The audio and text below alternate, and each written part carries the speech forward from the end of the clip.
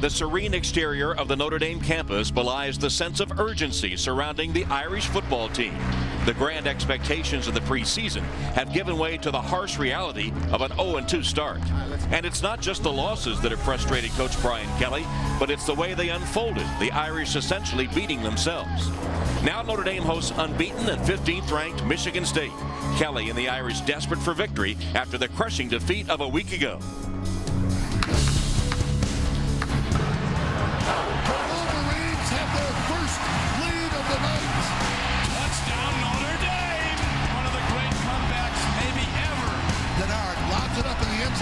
He makes the catch.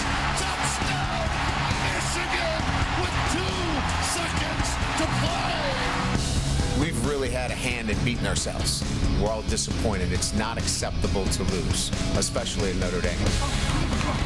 But Notre Dame has lost the first 2 games in disheartening fashion and seeks a rebound win to salvage a once promising season that many thought would return the Irish to football's elite. Today, with a sense of determination, the winless Irish face 15th ranked Michigan State, who defeated Notre Dame last year in dramatic fashion. Oh, they'll fake it. Throws it. He's got it. Wide open. Touchdown, MSU. Spartans win.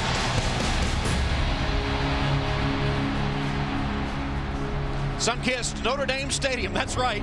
No storm clouds on the horizon today as the Irish host the Spartans of Michigan State.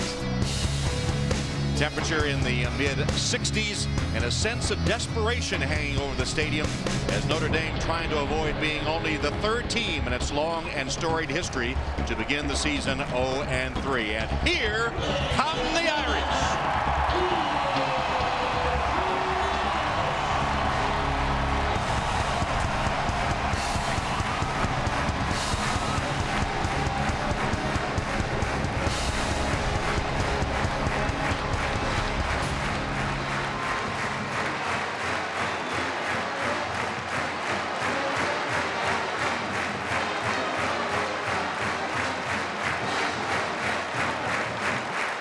Tommy Rees will start at quarterback for the Irish. You'll remember he took over for Dane Christ at halftime of the opening loss to South Florida and has been the starter last week at Michigan and here today as the Spartans of Michigan State head down the tunnel to make their appearance. And here is Michigan State, ranked 15th in the nation, off to a 2-0 start with wins over Youngstown State and Florida Atlantic. And getting their first big road test today at Notre Dame Stadium, a place where they know how to win. And before the game, we go down to Alex Flanagan with Notre Dame coach Brian Kelly. Thank you, Tom. Well, Coach, you are 0-2. You don't seem to be panicked, though. Describe your approach to this game. Well, for us, it's a matter of taking care of the football. I like the way our guys play. I like the way they prepare. Now they've just got to have an attention to detail. If we do that, we're not a bad team. The turnovers, the attention to detail you've said are what caused the mistakes in the first 2 games. What have you done this week to correct them? Well, it's more about experience. It's more about knowing the situations in the game and understanding how important it is for us to cash in on those. So a part of it is education. Part of it is you just continue to coach it. All right, Coach. Thank you. Appreciate it. Tom, back up to you. All right, Alex. And joined now by Mike Mayock before this Spartan-Irish game. And the 0-2 start has been so dissected. Yep. Go back a week ago against Michigan in the Big House, surrendering 28 points in the 4th quarter. And the Notre Dame defense has been really good 7 out of 8 quarters. But when defensive backs make mistakes, it results in points on the board. Last week, Michigan, 4th quarter, Irish up by 14 points. Corner Gary Gray should turn into the receiver. He turns the other way. Touchdown. Made it 24-21. Hail Mary. Michigan receiver bracketed by Notre Dame safeties, and Hemingway comes down with a 46-yard gain. Wheel route. Again, corner Gary Gray. His job is deeper and wider than the widest in his zone. He bites the inside route. 64-yard gain with 23 seconds left in the football game. Sets up this play. Gary Gray, one more time. Beautiful coverage. Now find the football. Touchdown. Ball game, Michigan. And if you don't correct those mistakes, you will get beat every week at this level. As you see, the Irish have piled up plenty of yards, but it's been the penalties and especially the turnovers. 10 of them, 5 in the red zone, the worst in the FBS. And if you dissect those turnovers, a lot of them coming from the quarterback spot. And Tommy Rees played 6 quarters this season so far, 4 interceptions and a fumble.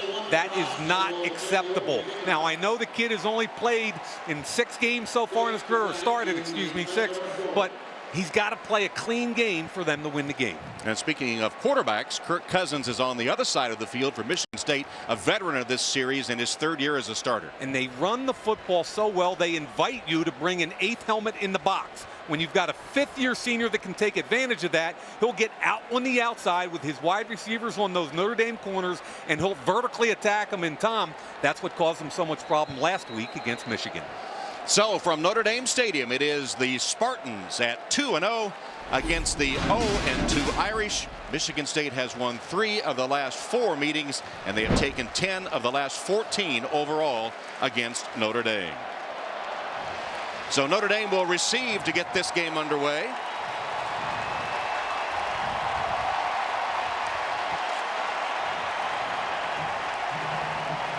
And there's a look at Austin Collinsworth, who will be deep for the Irish, along with George Atkinson III. And Kevin Muma will kick it off for Michigan State.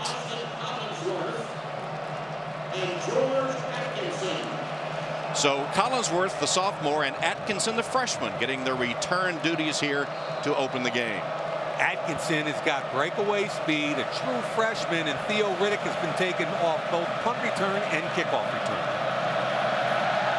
And here's the kick, and we're underway. Atkinson from the goal line. Stood up, hit hard at about the 24-yard line, and knocked down there by the special teams of the Spartans.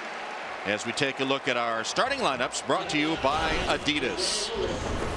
And the Notre Dame offensive line, Chris Watt starts his 3rd career game up front. Cierre Wood averaging over 5 yards a carry, and of course Michael Floyd is statistically the all-time top receiver at Notre Dame. Tom, it'll be interesting to see how they start from a personnel perspective with Mike Ragone, their best blocking tight end, tore his other ACL, his 3rd ACL, a heartbreak for the kid. Bad for the team. I think they're going to see this all day long. 3 wide receivers and 1 back. So from the shotgun, a handoff to Cierre Wood. Unable to turn the corner, ridden out of bounds. Good defensive play by Allen at linebacker, Danikos Allen. It's going to set up a 2nd down and long as a loss on the first running play for Cierre Wood and the Irish. You see what Tommy Rees did last week at Michigan, but the 2 interceptions were costly, and he had that fumble too, where the ball just came out of his hand at the red zone as he was trying to pass.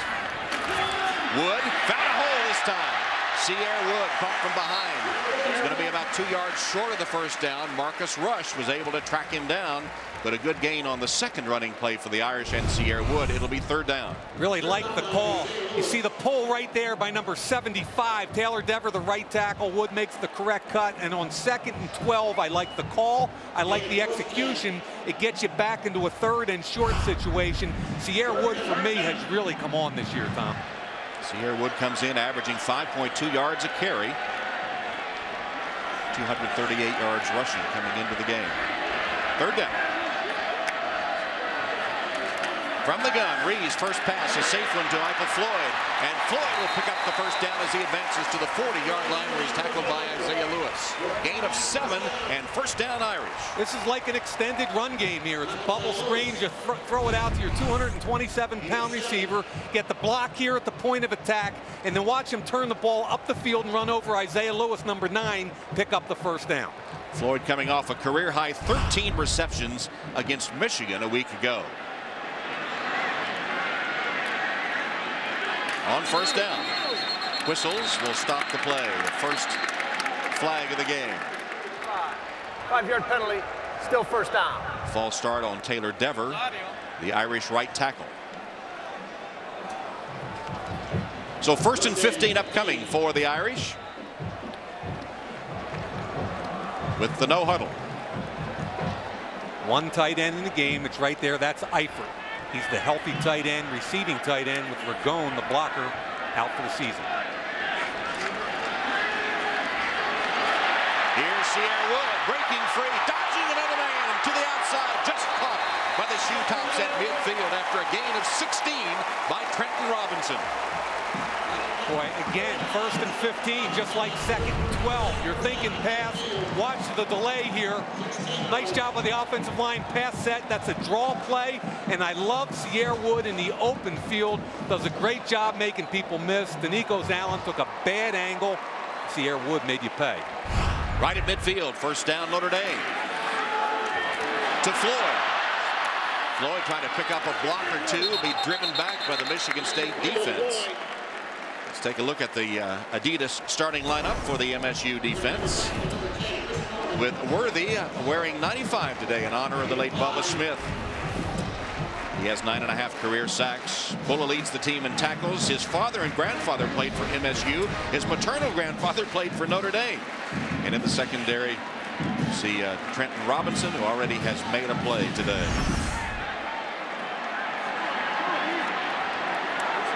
Second down and 5. Plenty of time for Rees. Trying to drill it, and a penalty marker down as he went for Riddick.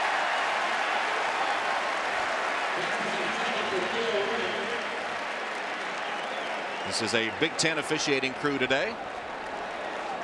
John O'Neill is the referee. Defense, number 39. Ball will be placed at the spot of the foul. Automatic first down. So Robinson, the senior from Bay City, Michigan, called for the interference. And they're going to fake the bubble screen right here and then throw the football down the middle of the field. Trenton Robinson, the captain and senior 3-year starter, has early contact. And this has been an impressive drive when you consider the first snap was a 2-yard loss, so they had a 2nd and 12, and then they had a 5-yard procedure penalty also. Notre Dame advancing down the field off the opening kickoff. Hand off to Wood. Only a couple of yards there. The only 2 receptions so far have been by Michael Floyd, and Michigan State's Pat Narduzzi, their defensive coordinator, is playing a little where's Waldo with Floyd today. They want to know where he is at all times. And I really believe Notre Dame does a wonderful job, Brian Kelly and his staff, in moving him all over. For instance, right now he's on the backside into the sideline. So that sets up a situation where here he is. Are you going to put this safety over the top so you double him? If so, then you might have a run issue over here. Go that way to Wood. Toss to Wood. Uses Floyd's block. Picks up a first down just short of the 20-yard line. That is a two-headed monster right there between the wide receiver Floyd and the tailback Cierre Wood. And this time, watch the block by the 227-pound guy. Love the fact, watch your hands a little bit there, Michael Floyd.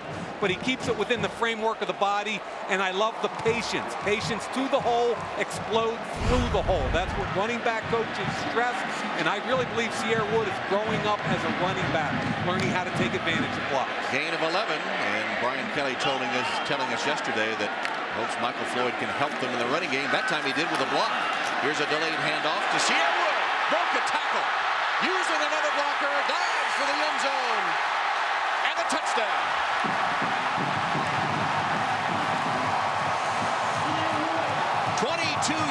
Scamper by Cierre Wood. Made a miss at the point of attack, used his blocker, and dives for the TD. Great run. I thought Trevor Robinson, the right guard, was going to get called for a hold on Jarrell Worthy. Watch this right in here. Don't want to take away from the run, but look at the hole right there on the jersey. The great cut by Cierre Wood. And I'm telling you, that kid has come into his own this year. He's as talented as any running back in the country. Ruffer for the extra point. It is up, and it is good. Cierre Wood carrying 6 times for 59 yards on that drive, almost 10 yards a carry. Notre Dame football presented by Coke Zero. Notre Dame takes the opening kickoff. They march down the field for a 7-0 lead over Michigan State. Tommy Rees getting some instruction from Coach Brian Kelly as Kyle Brinza is set to kick it off for the Irish. Nick Hill and Larry Caper are deep for the Spartans. There they are. So Brinza with those fluorescent green shoes. Can't miss him. Ready to put those shoes to the football. You better kick it real far if you're going to wear those shoes. Well, it wasn't a very good kick. Although it might turn out great. effective, right? Effective indeed through the end zone for the touchback. And Michigan State will have their first look on offense with Kirk Cousins at the controls. The fifth-year senior. Our Adidas starting lineups. The offensive line a question mark for the Spartans, but not Captain Joel Foreman, three-year starter, three-time academic All-Big Ten. And MSU has a whole stable of running backs, plus B.J. Cunningham, now the all-time leading receiver with 153 catches. So Kirk Cousins under center in his third start against Notre Dame. Play action fake. Protection broke down at the end, and it's intercepted, but there's a flag down. Intercepted by Jamore Slaughter. Flags back upfield. Yeah, I think they're going to get Blanton for a hold down the field. See Curry Cooks, the defensive back coach, talking to him. I thought Blanton played extremely well last week. Holding on the defense. 10 yards from the previous spot. Automatic first down. Didn't give us the number, but you think it was Blanton.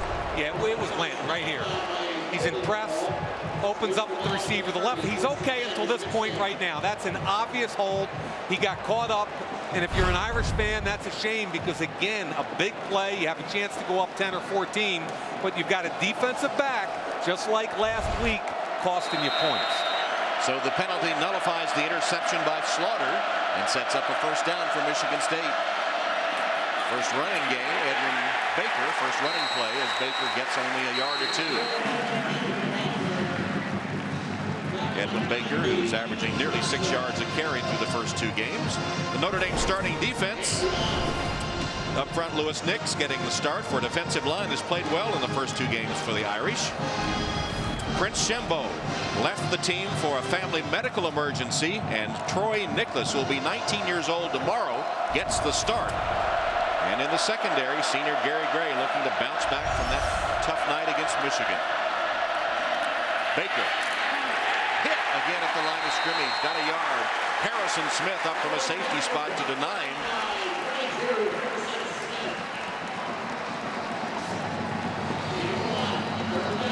Smith with his 12th tackle of the season.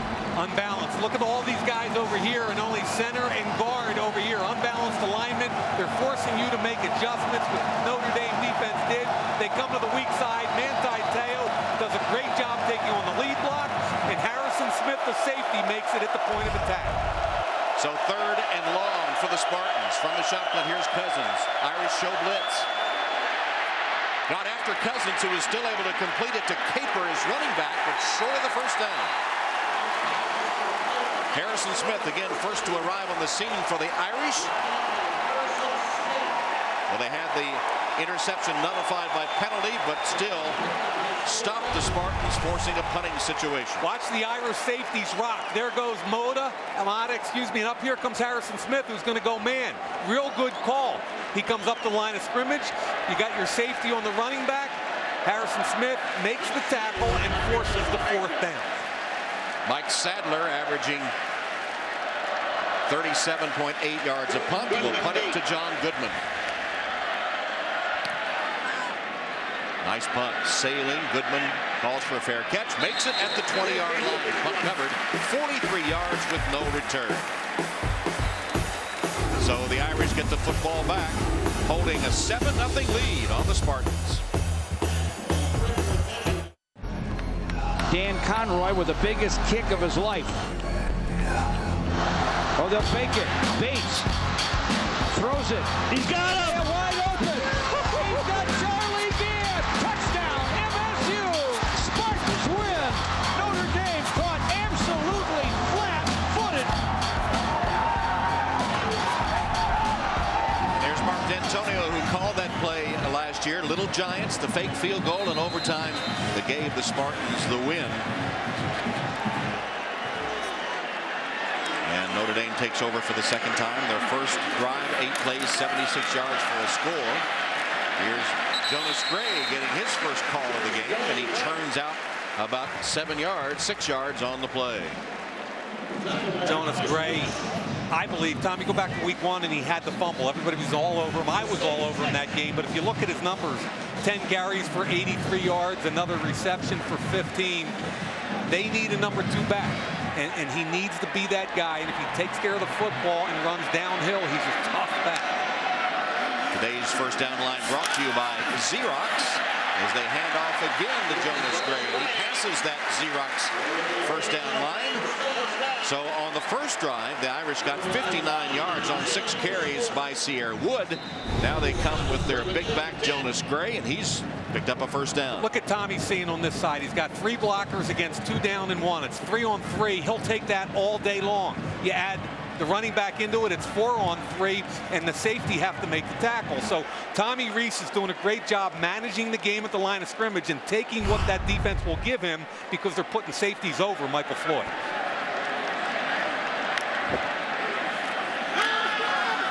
Rees stands in the pocket, delivers a high pass, but it's caught nevertheless. That's T.J. Jones with his first reception of the game.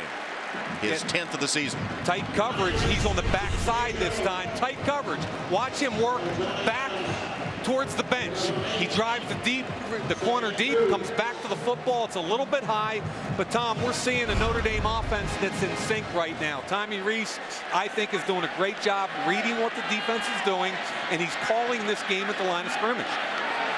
Gain of 8 after Jones had to come back for the football, which took him back inside the first down line. 2nd and 2. Gray got to the outside. And another first down. Isaiah Lewis, the only man that prevented the touchdown, got him out of bounds at about the 45-yard line. A 13-yard scamper by Jonas Gray, the senior from Pontiac, Michigan. I love the way Braxton Cave, their center, can snap and pull. You've got to be highly athletic to get that done. Gets out in front, logs the linebacker. Jonas Gray at 230 pounds. Watch Dever. Get your hands inside the framework so they can't call you for a hold, but that's Dever on William Golston, who's one of the top defensive ends in the Big Ten. So far, a dominant effort by the Irish offensive line. Jonas Gray at 230 pounds, getting a 14-yard gain, another first. There's Waldo by himself. But they hand it off to Gray again, and this time he'll be swamped by the center of the Spartan defense, led by Kevin Pickelman. A loss of 3 yards for Gray on that one when they had single coverage on Michael Floyd. Is that something that Rees should have seen? Yeah, I would have loved to have seen him just check out of that, and he and Michael Floyd go. Anytime Michael Floyd's to the field and he's one-on-one with no safety over the top, I'm getting out of whatever else I got going on, and I'm throwing him the football.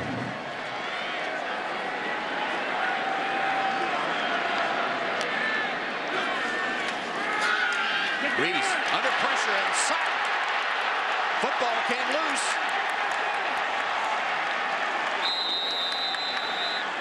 Kevin Pickelman made the play again. Let's see who recovered. Still no, there is the signal, and it is a Michigan State recovery. So another turnover by the Irish, another turnover by Tommy Rees. From the blind side, Zach Martin, the left tackle right here. Watch him get outside. It's a twist stunt. And here comes Pickelman, the defensive tackle. He twists with the defensive end. Zach Martin has got to read it and pick it up. You can't let your quarterback get hit from behind. Jarrell Worthy recovers the fumble for Michigan State. So the Irish driving again on their second possession, but one of those turnovers that have been so costly to the Irish this season. Blindside, Rees never saw him coming. Pickelman causes the fumble, recovered by Spartans, who will take over. Tommy Rees with the fumble on the blindside hit. The 11th, the FBS worst 11th turnover of the season for the Irish. Spartans want to take advantage. Baker gets the call as they begin the drive in Notre Dame territory. Darius Fleming stopping Edwin Baker after a couple of yards. Apparently Michigan State sees something in Notre Dame's defense where they want to go unbalanced. Look, there's a guard and a center here. Look at all these people. They want to come weak, but Notre Dame's done a nice job setting their defense against that. Watch the fill coming from the backers. Nice job right there, point of attack by Fleming, forces it back inside. Backers clean it up. 2nd and 8 for the Spartans.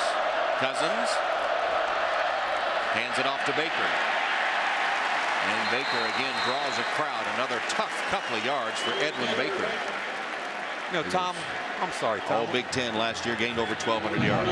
One of the things Coach Mark D'Antonio was talking about with his Tom was if the run game's not going well early, you got to stay with it. And right now their run game is getting stuffed by Notre Dame.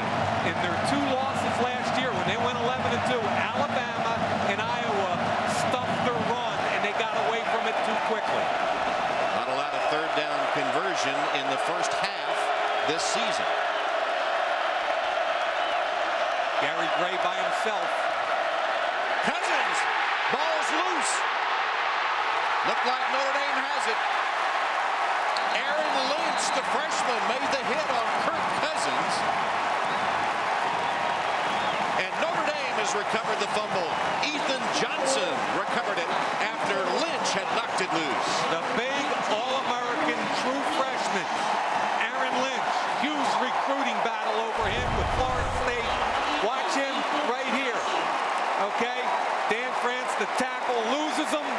Bang! It looked like France expected somebody else to pick him up. Watch him come outside. He's untouched after that. Big hit. Notre Dame with all the momentum. Aaron Lynch, 6'6", 265, the freshman from Island Coast High School, Cape Coral, Florida, made the play. You'll remember he entered Notre Dame early and played in the spring game when he was sensational. And he knocked the ball loose, and then Ethan Johnson with his 4th career fumble recovery. Now, Tommy sees single high right now. Tommy Reese sees single high. Michigan is right here is Michael Floyd there with a single high safety. Instead they hand off to Cierre Wood. Broke the first tackle, but then spun down with a loss of a yard on the play. Really thought with the pre-snap read, they'd have checked out of that and thrown the football. Now sometimes Coach Kelly will make what he calls a lock play, which means you run it no matter what. And could that have been the case there? It could have. And like most coaches, Brian Kelly is a control freak. I say that very nicely because my dad was a coach, and every once in a while they'll lock him down and say, Tommy, run that play regardless. Reese, second down, throws deep and over the head of Michael Floyd. Let's check in with Alex Flanagan. Hey, Tom. Well, Tommy Reese getting coached in between series on the sidelines by both Brian Kelly and Dane Chris. Dane Chris, of course, lost his starting job to Tommy. Dane, the senior, Tommy, the sophomore. Interesting to watch them when Tommy comes off the field. Dane will be right there instructing him, telling him what he sees. Dane doing all the talking while Tommy listens. We asked Tommy yesterday if the demotion of Chris had ruined the relationship the two have. It's almost like older brother, younger brother, and he said not at all. The Dane is supportive and helps him at every turn. Pretty cool dynamic when you see it from both of them. Reese stands in the pocket. They had a man wide open, and stepping into the interception is Curtis Drummond. Drummond still on his way, and finally caught from behind and tackled at about the 25-yard line of the Irish. Reese needed to put a little air under it because he had the man open. Instead, Drummond steps in to make the play. The redshirt freshman with his first career interception, and then returning it 35 yards. Another Notre Dame turnover, another Tommy Reese turnover. And this is one where a young quarterback holds onto the football and eyes his receiver down. Now he comes back and stares him down, never sees that guy right there coming, Drummond, from the backside. You can't stare him down, pat the football, throw it back like that. Drummond, that's too easy right there. 2 turnovers. It's going to be interesting to see if Brian Kelly makes a decision. Pass Cousins to Martin to the 30-yard line. Keyshawn Martin loses on the play, a loss of 3. This defense is playing lights out right now for Notre Dame. Interesting to see the demeanor on the sideline now of Coach Kelly, who got so much criticism in the South Florida game. Much calmer here as he talks to Tommy Reese. We talked about 5 turnovers in 6 quarters. Add 2 more to it, not acceptable. Notre Dame's defense is playing extremely well. Linthicum in motion, resets from the shotgun. Cousins looks downfield, rifles it too high and incomplete. Intended for Keyshawn Martin. Cousins came into the game hitting a gaudy 81% of his throws. And of course, the Spartans run the ball so well that you expect that the defense defense has to distort itself to stop the run. He'll get some throws. Now he's facing a big 3rd and long here. Yeah, keep in mind those first 2 opponents are Youngstown State and FAU. Last year, he was a 67% completion guy. 5th-year senior, you expect him to make the right decisions. Notre Dame probably play too deep with man under and come up and make a tackle. Here's Cousins. Looks like he's trying to set up a screen. Completes the pass to Caper. Larry Caper using his blocker. Stops short of the 20. Short of the first down by Gary Gray. Gain of 7, but 4th down coming up for the Spartans. And they were too deep man under, and that should be counterfeit against the defense with a linebacker assigned to the running back. So that forces the field goal. So Dan Conroy is in to attempt the field goal. He's hit 2 of 4. Career 17 of 20. He was all Big Ten a year ago. This will be a 40-yard attempt by Conroy. Conroy sends it on its way, and it hooks through the uprights. Good. So the Spartans turn the interception into 3 points. Another costly Notre Dame turnover. The Irish now 7-3 leaders over the Spartans. Back at Notre Dame, 7-3 Irish. Notre Dame has 7 first downs to 1 for Michigan State. 95 total yards to 6 for the Spartans. But 2 turnovers, and it's a 7-3 game. That is a story that has been repeated throughout the first 2 games and first quarter of this season. Kevin Newman in kickoff for Michigan State. Atkinson deepest for the Irish. George Atkinson. Seam to the outside. Got away from the kicker. Here's Atkinson racing down the sideline, and the freshman will return it all the way for the touchdown. 89 yards. Welcome to Notre Dame, freshman George Atkinson.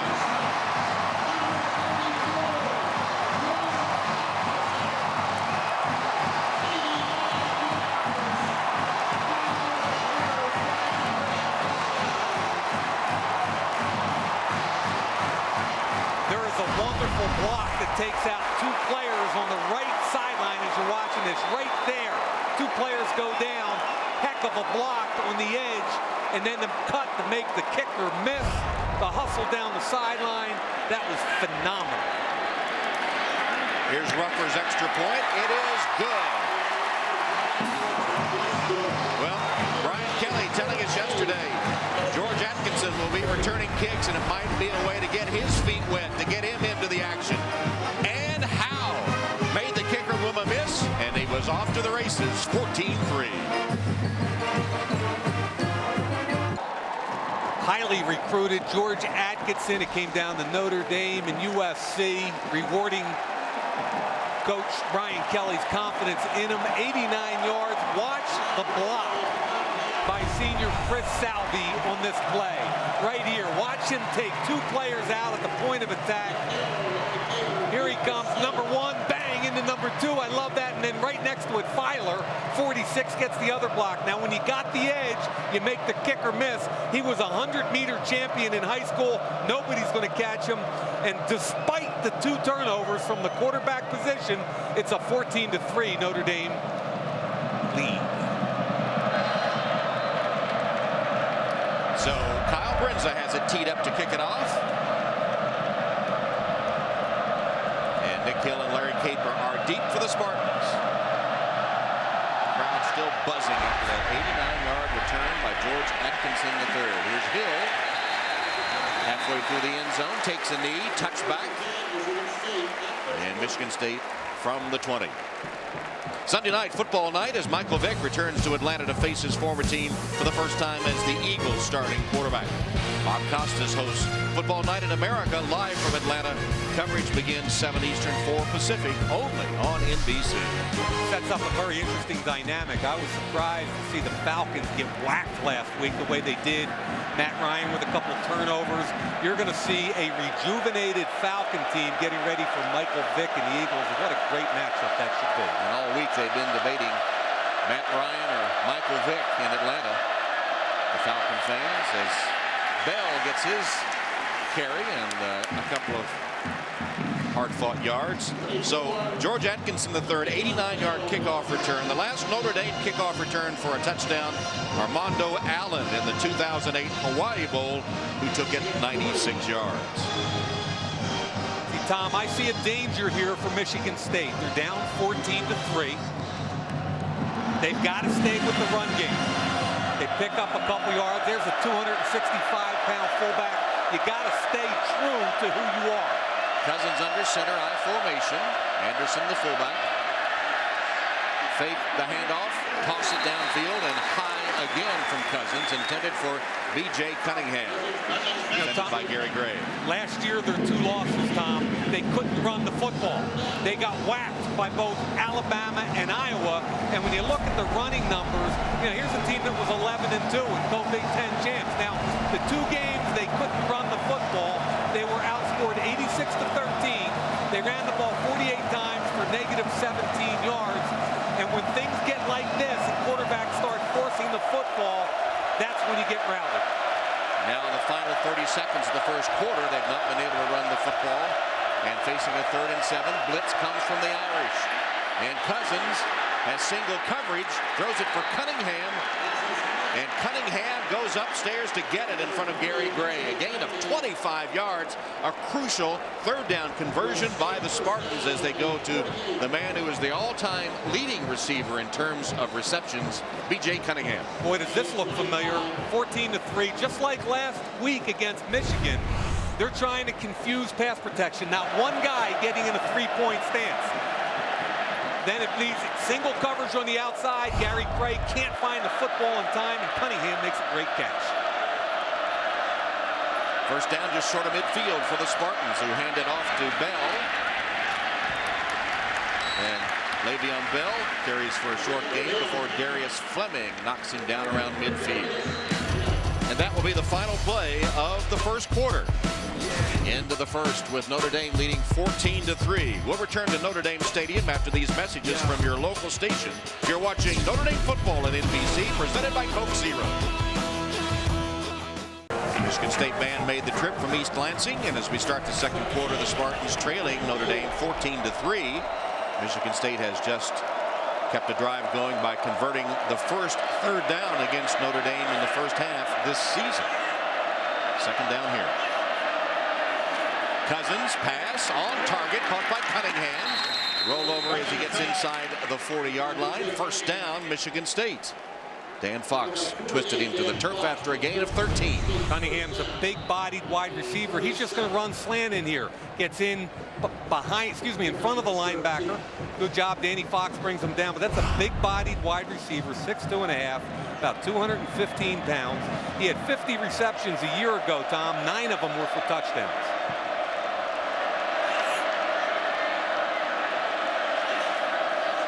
Cousins hands off on first down. No, faked it. And going for the end zone.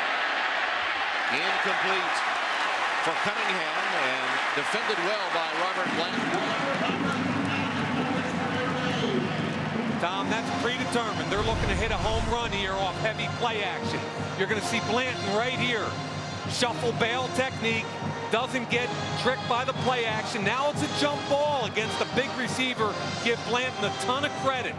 Jump ball, it's about positioning and then getting after the football. And B.J. Cunningham is one of the most aggressive wide receivers in the country, so give Blanton credit. Play action fake again. Here's Cousins rifling across the middle, had a man wide open. Catch made by B.J. Cunningham. Has a first down for the Spartans, who continue their drive. That was a gain of 15 yards. Good blitz pickup offensively by the Spartans, which when you're in I formation is easier. And here's the route from the backside, just a crossing route. B.J. Cunningham catches it. What I like about Cunningham, when he catches the football, he's a north-south guy. Not going to dance. He's going to maximize the game. But real good protection up front, picking up the blitz. Cunningham, 3 catches, 53 yards.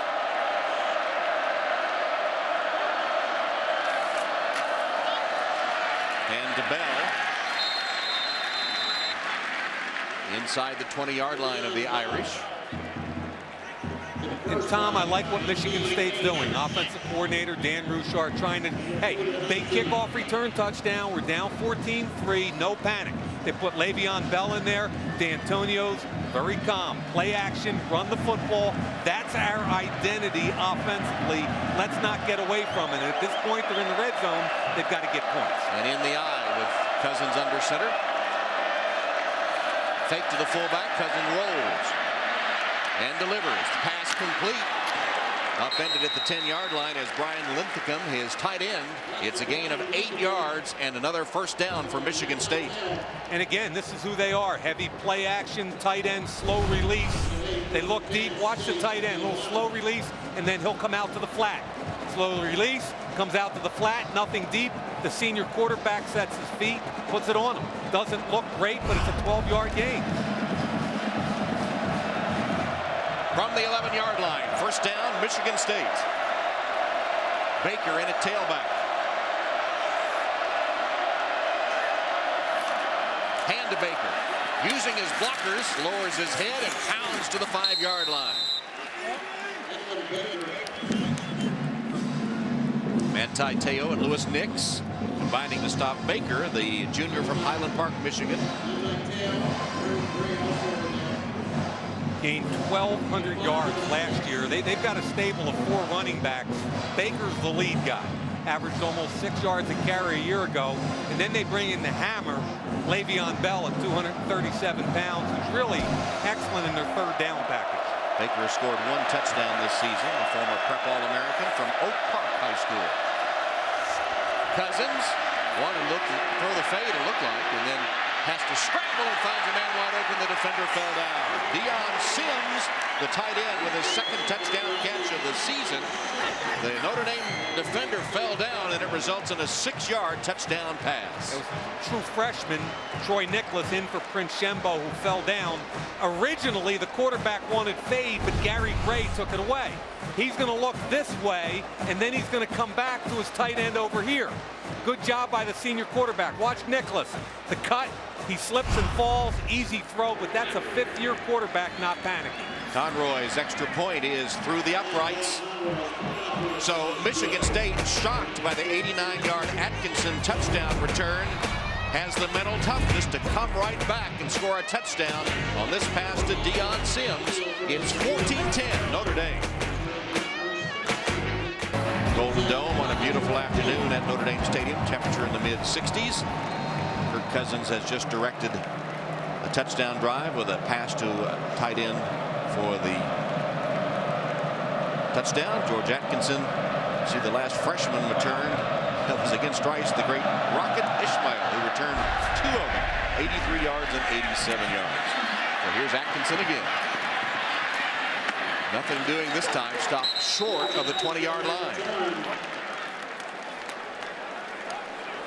Tom, we've talked all day long. Turnovers have been the difference in the Irish season. First quarter, Tommy Rees, 2 turnovers. Now the first one, to me, that's a defensive tackle, defensive end stunt, but the quarterback's got to have an internal clock. Get rid of the football. That's a bad one. Hold on to the football late, throw it over the middle. Curtis Drummond picks it off. So a fumble and an interception. Tommy Rees has got to clean this up. The Irish are fortunate to be up 14-10 after 2 first-quarter turnovers. Now they start from their 19.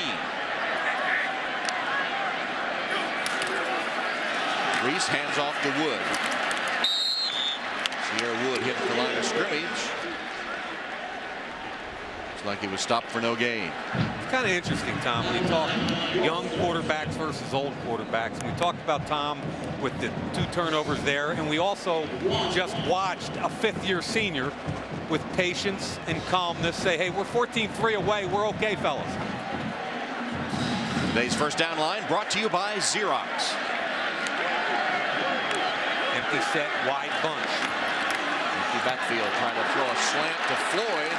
Had double coverage, and the pass knocked down incomplete. That's 2 pass breakups by Darquez Denard, 5'11", 185-pound sophomore who hasn't been tested so far this year. Here's the matchup. Tommy likes it at the point of attack. Now, Michael Floyd's got to win the battle to stay inside. Tommy Rees is anticipating he's going to win. Give Denard a ton of credit for fighting his way inside. Got late help from the safety, but didn't matter. Denard had already made the play. So 3rd down and 9. Trip receivers to the top of the screen. Rees, protection breaks down, scrambles, finds Wood. Wood out of the backfield, stops short of the first down at the 25-yard line by Danico Sallin.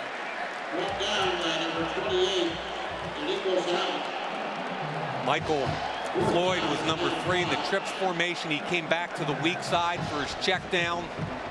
Good job by the boundary corner, Johnny Adams, not letting him outside. So here's been a problem for the Irish. The punting of Ben Turk, averaging 33.9 yards a punt, but some duds off his foot. Brian Kelly telling us he's still the best punter they have by far. As he punts it toward Keyshawn Martin, he says stay away from it. Another dud, Tom. It was a dud indeed, and will be down at the 45-yard line. Only 30 yards on the punt by Ben Turk. A head scratcher for Coach Kelly. Spartans will get the football on their touchdown drive. B.J. Cunningham made a couple of key receptions, especially on 3rd down. So let's look at the Miller Lite Taste Greatness featuring B.J. Cunningham. If you look at the great receivers in Michigan State history, remember Kirk Gibson? You remember he played football? And baseball. Plaxico Burress, receiving yards. Andre Rison, 2,900 receiving yards, ranks 1st. But B.J. Cunningham entering today's game with 153 receptions, 1st all-time for the Spartans, joining some pretty elite company. That's our Miller Lite Taste Greatness. I will never forget Kirk Gibson hitting that home run and then limping around the base. Right. Dramatic moments for the Dodgers. Fake, pass complete. And close to a first down. Looks like he has it. Deion Sims, who caught the touchdown pass, has this one for 11 yards. Unbalanced line with the tight end on the unbalanced side. And they're going to remember they did this twice earlier. Here's a tight end next to the center. You have to be aware that he is an eligible receiver because he's on the end of the line of scrimmage. Slow block, release, play action. You've got to be alert and aware of the personnel groupings, especially the tight ends. From the Irish 44, first down Spartans. Hand to Baker. Dane, for the most part, has bottled up Edwin Baker today. 2 yards on that carry. Tom, heading into this drive, the Spartans had 10 rush plays for a total of 7 yards and 10 pass plays for 79. So Coach Mark D'Antonio is trying to stay true to their identity of a running team, which Notre Dame's taking it away. But Kirk Cousins, the 5th-year senior quarterback, is keeping him in this game. Edwin Baker, 6 carries, only 13 yards. High snap, but Cousins has it. Hands it to Baker again, and again the blue shirts swamp him at the line of scrimmage. They're just stuff and run. The Notre Dame front, and remember, Michigan State has 3 new offensive linemen this year. The Notre Dame front is kicking their butts right now. Captain Lewis Moore made the tackle from behind. So another 3rd down for the Spartans. Larry Caper replaces Baker at running back. Caper has 3 receptions on the season in this 3rd and long situation. Notre Dame's been almost all man-to-man on 3rd down so far. We've got a 3rd and 8 situation, and they're not in field goal range. Cousins from the shotgun. Under pressure, got rid of it, incomplete. Intended for Keyshawn Martin, behind him and incomplete as Cousins felt the pressure of the Notre Dame rush. Yeah, Aaron Lynch and Ethan Johnson were the 2 that got the pressure. Watch what happens coming off from the inside, twist stunt. Both defensive tackles are twisting. That's a great job by Lynch and Ethan Johnson from a 4-man front running an internal twist. Mike Sadler to punt to John Goodman. Goodman calls for a fair catch and makes it at about the 7-yard line. The punt covered 35 yards, no return. You're watching Notre Dame football presented by Coke Zero.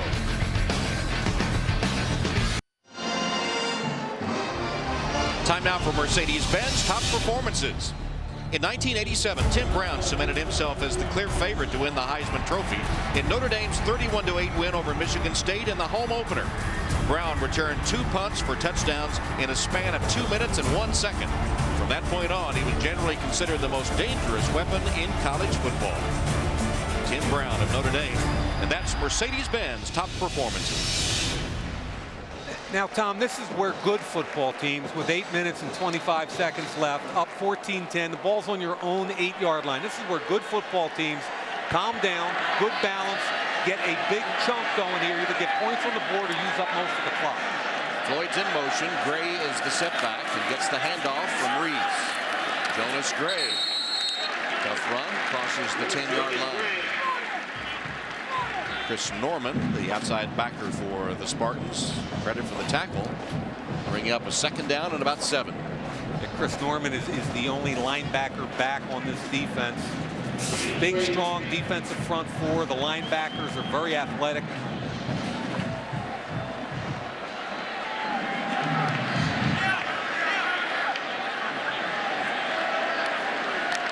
Spartans showing a blitz. Here it comes. Disconnect between Reese and the wide receiver, Theo Riddick. And Tom, they had what they wanted, right? But if you look at this, and Tommy's saying to his wide receiver, run. You had press coverage. That's what we want. Go. He's got press right here. Tommy Reese wants to throw the ball deep. Theo breaks it off. The safety couldn't get involved. They were in quarters coverage where the safety was cheating up. Tommy Reese got what he wanted. Theo Riddick was on a different page. Brian Kelly not happy. 3rd down and 7. Empty backfield. Reese stands in the pocket. His pass. Flag is down as Riddick caught it despite having a defender draped all over him. So the flag could keep the Notre Dame drive going. The pass completion short of the 1st down. But the flag. Pass interference. Defense. Ball will be placed at the spot of the foul. Automatic 1st down. So it was, despite the head shake there. It was pass interference on the Spartans. Now, I thought Jonas Gray was the guy that was open here. Now, if you sit him down right here, look at him. Throw it to him outside at the numbers, and you got a 1st down easily. I thought he forced it inside. The Irish are fortunate to get bailed on the pass interference. 1st down. Out to the 15-yard line. Play action fake. Reese running for his life, tosses it away. There's some confusion in the Irish offense. Look at Brian Kelly, not happy right now. There's a flag down here too, Mike. Yeah. Throwing it away. I thought he was outside. That's a costly penalty. It's yards and down. And in college football, as long as the ball's in the area, you're fine if you're in the pocket. If you're outside the tackle box, you just have to throw it past the line of scrimmage. I don't understand that. It looked like he was outside the tackle box. Eligible receiver downfield. Offense, number 78. 5-yard penalty. Still 1st down. Trevor Robinson downfield. So that was the call. Ineligible man downfield. Put it back at the 10-yard line. Repeat 1st down. And they had a bubble screen set to one side, which is why I think Trevor Robinson was hustling downfield. Tommy elected not to throw it.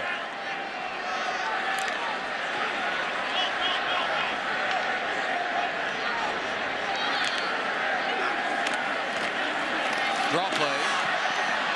Jonas Gray just tripped up. Might have been tripped up by his own man trying to block. Got his legs tangled up. It was either his own man or William Golston, the defensive end, almost had stuck his foot out there. Big number 2.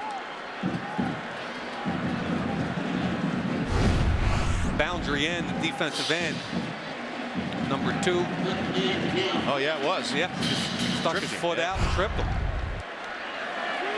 Kind of a key snap here for the Irish. 2nd down and 14. Draw play again to Gray. Jonas Gray. Thinking he'd be tacklers with him, but too tough a task. Setting up a 3rd and long. And they took 2nd and 14 and elected to say, okay, let's try and cut it in half. Let's try and pick up 5, 6, 7 yards and get us to a makeable 3rd down. 3rd and 8, you're in the shadow of your own end zone, so it's a fine line. Tommy Reese has got to learn how to take the shot when it's there and understand when it isn't. But empty backfield, where's Waldo? Waldo looks like he's right here. Michael Floyd. Reese under pressure, got it to his tight end, caught by Tyler Eifert. And Eifert will pick up a crucial first down for the Irish. Wow.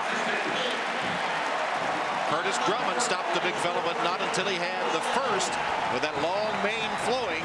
A key first down reception from Tommy Reese.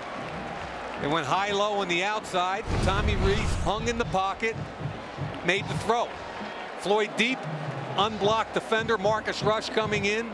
I like the composure and I like the delivery for a key first down. And the running play to Jonas Gray. Jonas Gray got up a little head of steam that time. Hard to bring down. Max Bulla finally does.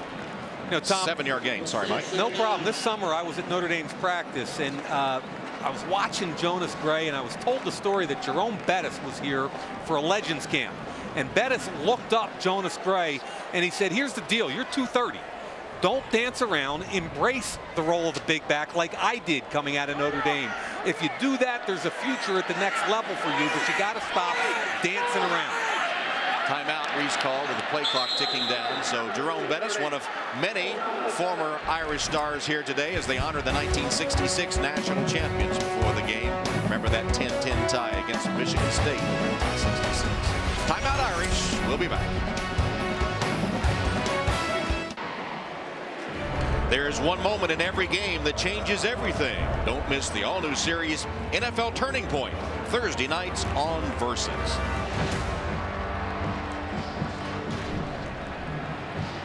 After the timeout, Notre Dame facing a second down and 4. Just over 5 minutes left in the opening half. Irish up by 4 points.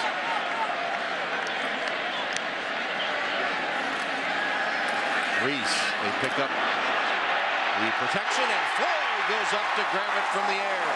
Michael Floyd with a big catch over Denard for 33 yards. Well, there's Waldo. They come out of that timeout and go and find Michael Floyd working on Denard.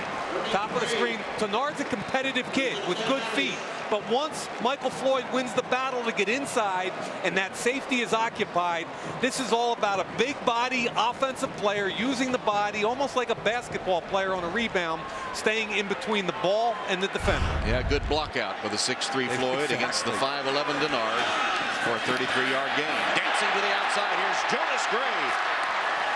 And Gray stopped short of the 20-yard line as his legs were cut out from under him by Denard. But the gain 13 for the Irish, who started out and faced a crucial third down deep in their own territory and now have marched it out well into the Spartan land from the 22-yard line.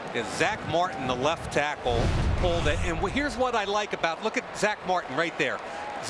Cierre Wood, to me, is a much more patient runner than he was a year ago. And as backs develop, they learn how to set up block instead of running up their backs. Is that Jonas Gray? Yeah, it was great. My bad. From the gun, Reese. Caught in traffic by Eifert.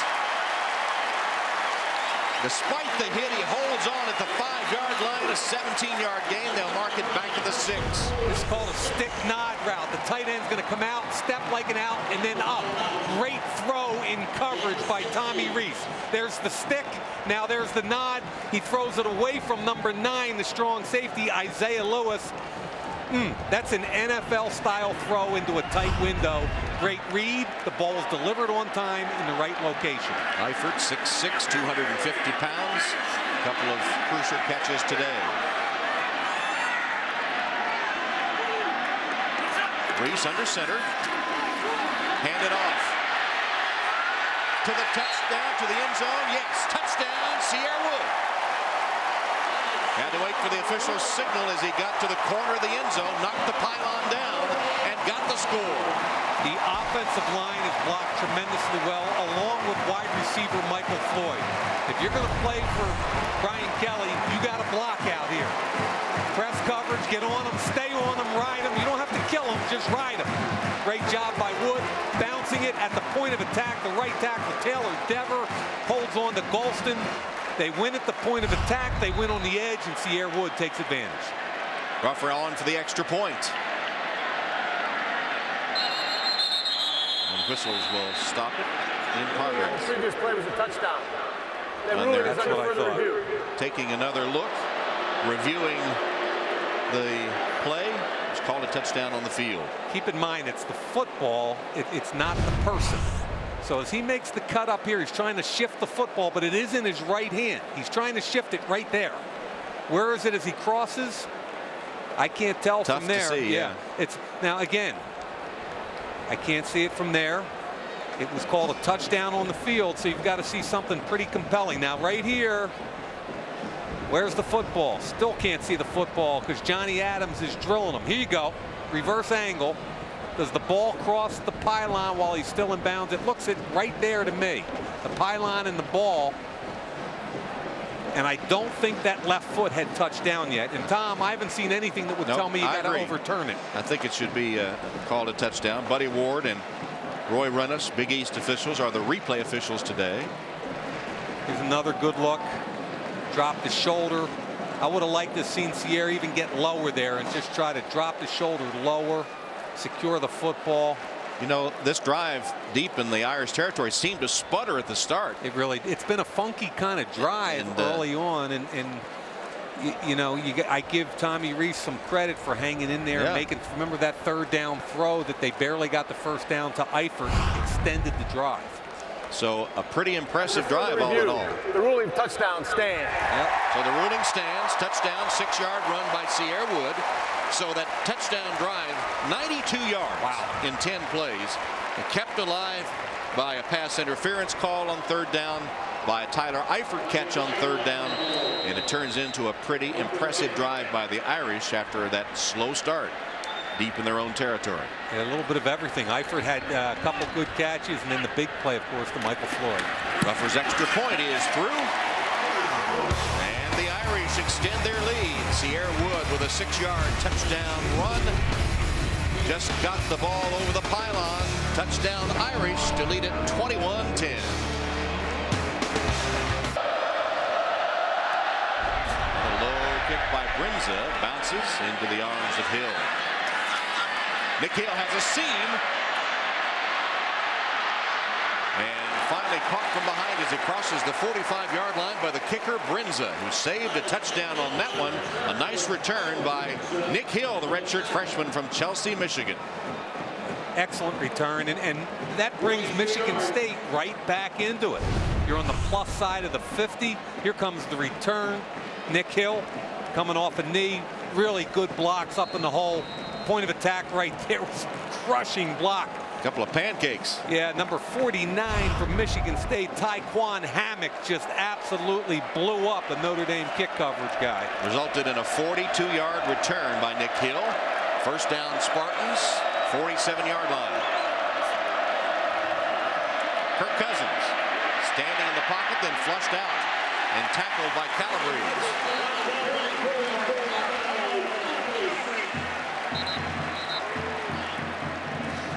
There's a Spartan down back behind the play. It's Skylar Berkland, the starting right tackle for the Spartans, redshirt freshman. Well, that last drive for a touchdown, the Irish extended their lead. That was pretty impressive. You know, Tom, they had a pass interference which first kick-started the drive, and then the plays I was most impressed with the stick throw right here with pressure for a first down. That was a third down play. Then understanding that Michael Floyd had single coverage, big 33-yard gain. Watch the stick throw in here, stick nod, bang! Tyler Eifert, that set up the 6-yard Cierre Wood touchdown. And I love to see teams close halves. I don't care if it's the first half or the second half. Finish strong. Brian Kelly had to love a 92-yard drive. Not only did it extend the lead, but you want to close the half out now with your defense. And two big catches by Tyler Eifert. One of them he caught on third down. He caught the ball short of the first down and was able to power ahead and put the ball out in front of him to get the football across the first down line. The junior from Fort Wayne, who grew up as a Purdue fan. And in fact, the first time he ever came to Notre Dame Stadium, it was when Purdue came in to face the Irish. His dad played basketball at Purdue. And so the injured player is still down, Skylar Berkland. He's the right tackle, only a redshirt freshman. from Sudbury, Ontario, Canada. Right here. See him on the right side. Now his guard. Oh, and then he gets rolled over by a Notre Dame player. I couldn't see if that was Manti Te'o. Nix, I think. Louis Nix. Louis Nix, the nose tackle. Now, with Birkeland down, it'll either be McGahey or Fofanotti. Alex? Yeah, remember, you guys, depth kind of one of the issues for Michigan State on the offensive line. They've really been tweaking it in the last 2 games, and coach is telling us coming into this game that it was going to be a real true test to see how they could perform in this game. They've allowed Kirk Cousins to get a lot of pressure, Notre Dame's defense getting a lot of pressure on Cousins, and they haven't been blocking that well, thus the running game not going very well. Left tackle Dan France, as you guys know, a converted defensive tackle, taking the brunt of the coaching on the sidelines there. Coach is trying to coach them up a little bit, but certainly they cannot afford a big injury right now. It looks like it could be somewhat serious with all the coaches out on the field right now. So Birkeland in his 3rd career start, injured, and they're still tending to him. And that's a shot right there of Fofanotti, junior, 6'4", 300. Coach is telling us the other day that if an offensive tackle were to go down on either side, he'd be the first tackle in the game. More importantly, we hope Skylar Birkeland is okay. So Fanotti will get the call as Birkeland will be taken on the cart, where they'll have x-rays and assess his condition. Well, it's been, as you said, kind of an uneven first half. Some good points, some bad points by the Irish. The turnovers continue to be a problem, but to me the most impressive thing was that last drive starting at their own 8-yard line. I prefaced that last drive by saying this is where a good team closes out a half, drives down the field. We haven't seen Notre Dame be that consistently good football team. They've got twice as many total yards. They also have 2 turnovers. Yeah. So we're seeing a little bit of everything we've seen so far, but the kickoff return I thought was really a kickstart, and I love the last drive if you're an Irish fan. But you remember the Spartans did answer that kickoff return. They weren't shocked. They're a veteran team, especially at the key positions anyway, and we'll see if they can come back here after the Irish had that long 92-yard drive just a moment ago. Offensive line is an issue right now, but when you have a 5th-year senior quarterback, you don't panic. And I'm happy to see Birkeland at least riding in the truck. It's nothing, of course, with his head. Look at him. Applauding his teammates. Yep, good for him. Give him a thumbs up. Good for him. But don't panic. You got Kirk Cousins, you know, the 5th-year senior quarterback. Cousins, who will graduate in December in kinesiology and then hopes to pursue an NFL career. He's a bright young man. We enjoy always talking to him. We said this is his 3rd Notre Dame game. On 2nd down, swings the pass complete to Bell. Bell made a couple people miss. Fighting for the first down. Looks like he has it. It'll be close, actually, as Manti Te'o finally tracks him down.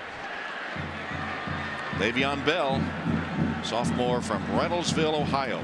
He's a 237-pound tailback. I was speaking with his running back coach, Brad Salem, before the game, and he told me, Tom, at 237, he's got nifty feet, probably the best pass protection guy on 3rd down out of the backfield.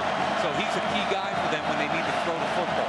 3rd down, less than a yard. Bell lines up at tailback behind the fullback, Todd Anderson. High formation with Cousins under center. D-backs have to play pass protection first. Toss to Bell. Bell easily the first down to the 40-yard line. Made a nice cut up, and once again we see the Spartans answer the Notre Dame score. They're driving now into Irish territory. First down at the 40. And plenty of time. 2 minutes and 17 and counting down. 3 timeouts. You've got a 5th-year senior, so there's no panic.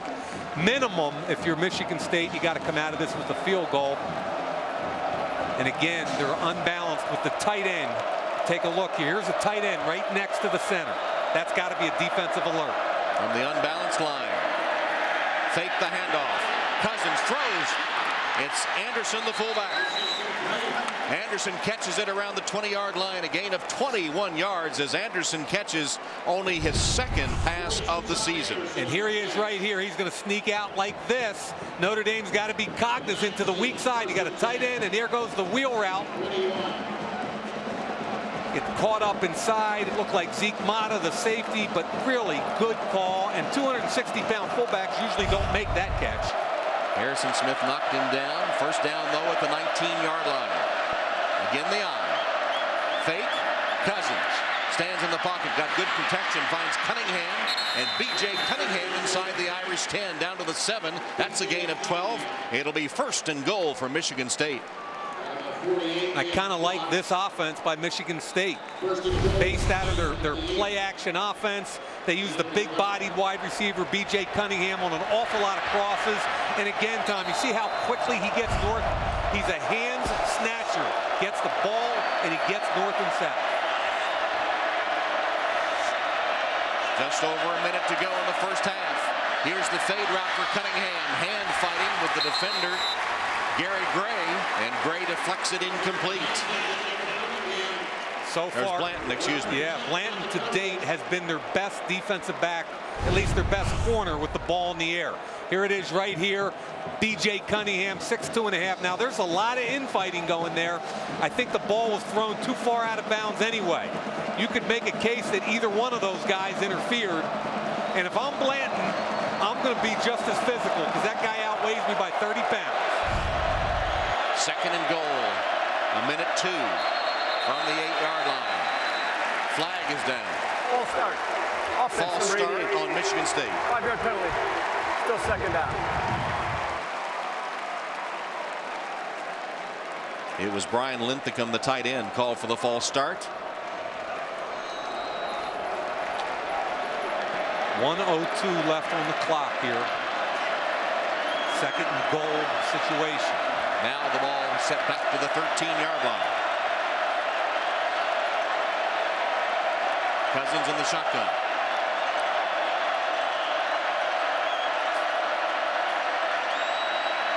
Looks for the end zone.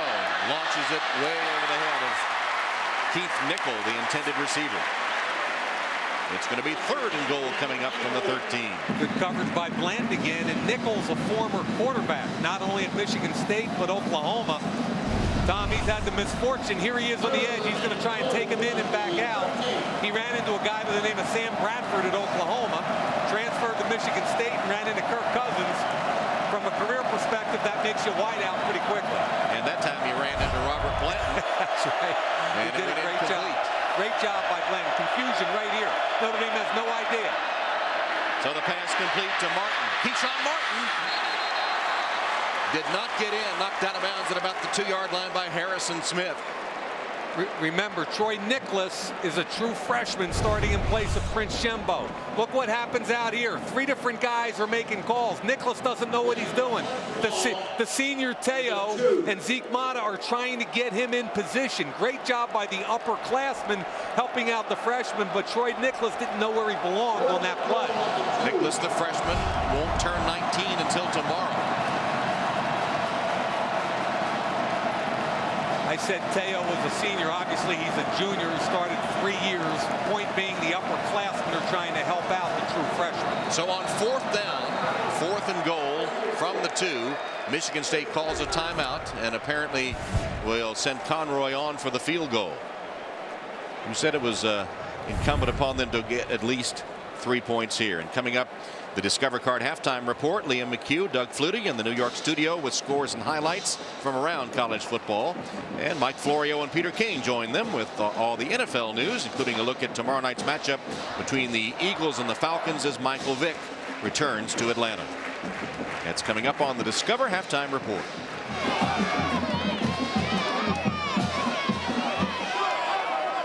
So 52 seconds left. 4th and goal from the 2. Do you agree with the Conroy field goal attempt? Well, Conroy's out there like he's going to get after it and kick it. I think they're still thinking about it. Remember Little Giants. What is that, a film or something? A movie? Little Giants? That was just the name of the play. I'm not sure what it signifies. Alex? Tom, they are absolutely ready for some sort of fake play here. Kelly just grabbing the lines judge, saying, watch me for a timeout, telling his players, look, watch my eyes, watch everybody's eyes, make sure a fake play doesn't come here. They're ready. It's a tough angle, too. So Conroy, the veteran kicker, a 20-yard attempt. He's made both his kicks over 40 and missed both under 20 or under 30. There it is. Fake. And Notre Dame was ready for it that time.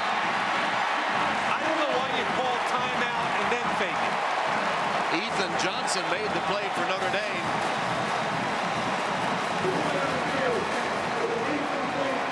Now, what happens is the kicker is going to act like he might be a pitch man, but the interior players for the Irish are not full. So the kicker is going to go that way, and they're going to try and flip it inside to 24, Le'Veon Bell. Great job by Ethan Johnson. Great job by Darius Fleming. It goes as an incomplete forward pass. Fool me once. Go ahead. Shame on you or shame on me, right? Right. So the Irish with 47 seconds left defend the fake field goal. And Michigan State will have driven down the field and come away empty. No points. It's like Reese set to take a knee. Got to be careful. You got to go forward. If you take a knee there's a chance of a safety. To want to take a knee in the end zone. Exactly. So he did drive forward a couple of yards. How do you think Brian would react to a knee in the end zone? Don't even ask. What do you think? So Michigan State's going to use their timeouts and try and force a kick out of the end zone, which is kind of smart. So 30, no, they put 45 back on the clock. 45 seconds. Think about this. Last year, Michigan State blocked 2 punts. Their special teams coach is Mike Tressel, nephew of Jim Tressel, who of course Mark D'Antonio coached with both at Youngstown and Ohio State. I was on the field prior to the game with Mike Tressel, and they take a lot of pride in their field goal blocks. 2 a year ago. They've got 2 punt blocks a year ago. They've got a field goal block this year. So why not use your timeouts and force a punt from the end zone? Spartans will have 1 timeout left. 45 seconds on the clock. Second down.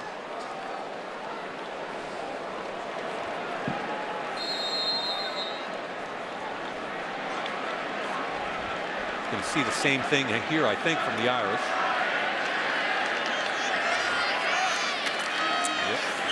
Quarterback sneak by Tommy Reese. Immediate timeout. Only used 4 seconds.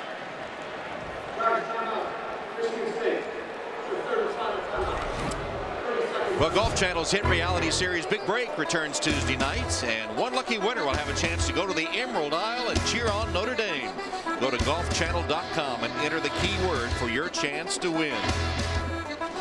And the Warren Golf Course just across the street from Notre Dame, the 18-hole golf course that is home for the Irish golf teams. And this past summer in Notre Dame Stadium, one of those golf team alums, Annie Brophy, showed you her ability through the goalpost. I'm good. Yeah, very good.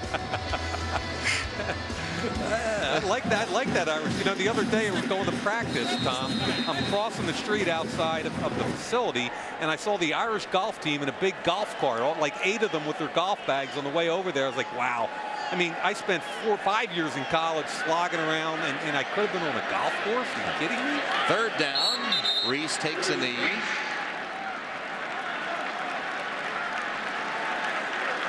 And Condoleezza Rice, former Secretary of State, is in the crowd today. She's on the Stanford faculty and, of course, is a big football fan. She played golf here at Notre Dame today and had a hole-in-one. No way. With Muffet McGraw, the Notre Dame women's basketball coach. Condoleezza with a hole-in-one this morning. We need details. How far and what club did she use? That's what I need to know. So the first half will come to a close as Reese takes a knee and the clock expires, and Coach Kelly is with Alex. Well, Coach, let's talk about the fake field goal. I know you were ready for it. Well, you know, obviously we had a chance to just make sure our kids were alert on that kind of situation. Yeah, I saw you giving them the eyes and the look at me. Yeah, again, just matter of fact of communication, and our guys were locked in on it. And, you know, one of those things where, you know, you practice all those situations, you hope you execute. You came into this game saying that you could not turn the ball over. You've turned it over 2 times. How frustrating is that? We're getting better. I think we turned over 3, so we'll try to get better. Correction, Tom, 3. But Notre Dame leads Michigan State at halftime 21-10. Now stay tuned for the Discover Card halftime report. And don't forget, the halftime performance of the Michigan State and Notre Dame bands can be seen at NBCSports.com. Now let's go to Liam McHugh in our New York studio. So Kyle Brenza will kick off to get the second half underway, playing for the Megaphone Trophy since 1949, Michigan State and Notre Dame. The Irish 0-2 and the Spartans 2-0 and 15th ranked as Brenza puts the toe to the ball, kicks it into the end zone where Nick Hill will bring it out. Hill tiptoeing behind his blockers will cross the 20-yard line before he's driven out of bounds. And Kirk Cousins gets his call to the field. Best thing they've done in the first half was their play-action game. And Kirk Cousins, a veteran quarterback, understands his three options. Play action.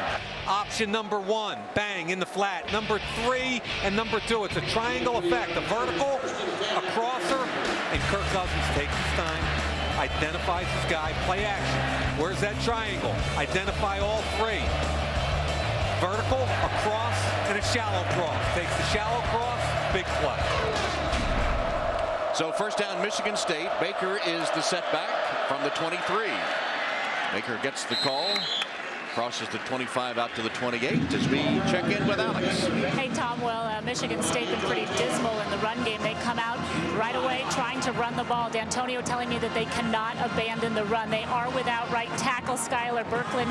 He is out for the remainder of this game. We saw him injured in the first half. D'Antonio telling me that one thing he learned when they lost 2 years ago here was that he has to stay in the moment in this game, and he will focus on doing that in the second half, Tom. All right, Alex, that game 2 years ago decided in the final minute as Cousins threw an interception. It was something that's stayed with him for a while. He's mentioned it repeatedly in the years since and hoping to make up for it today. Baker got the call again, and Lewis Nix makes the tackle along with Capron Lewis Moore.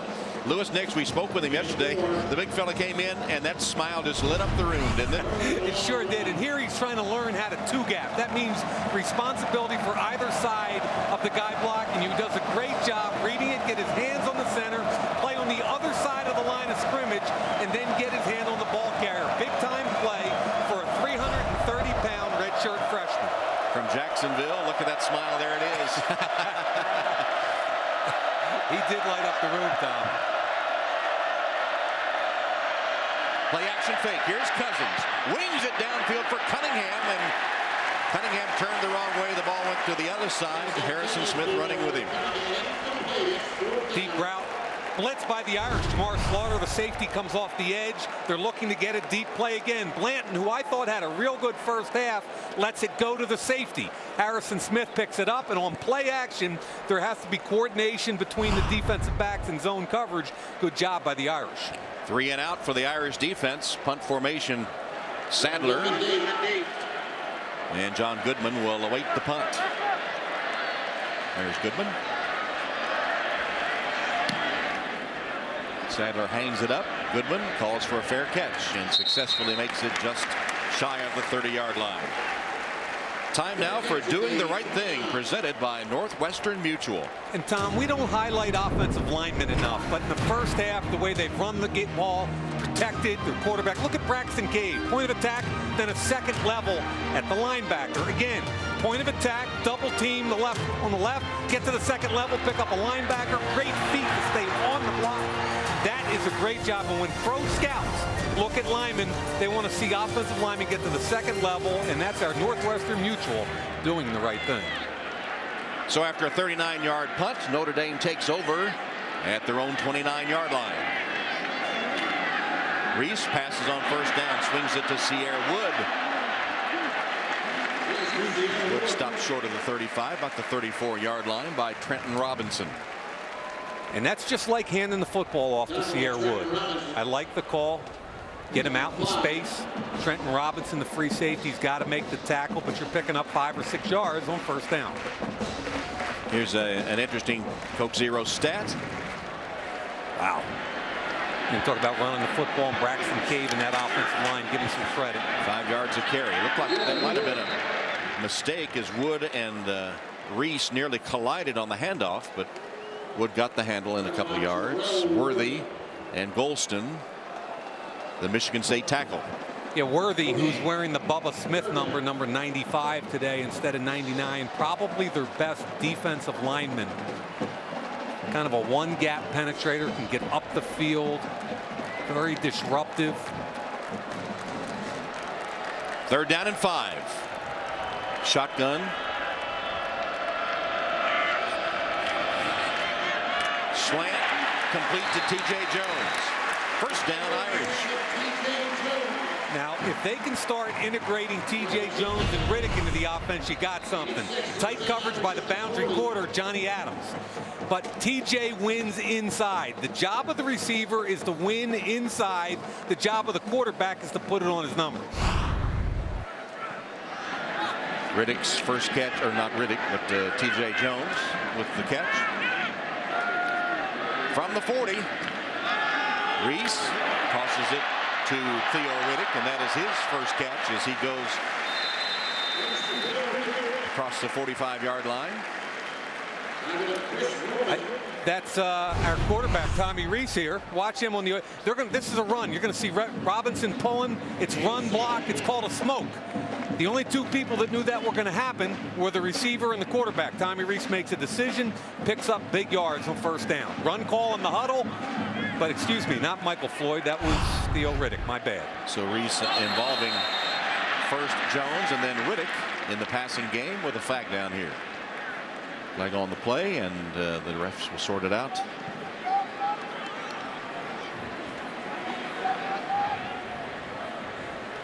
Offside defense, number 98 made contact.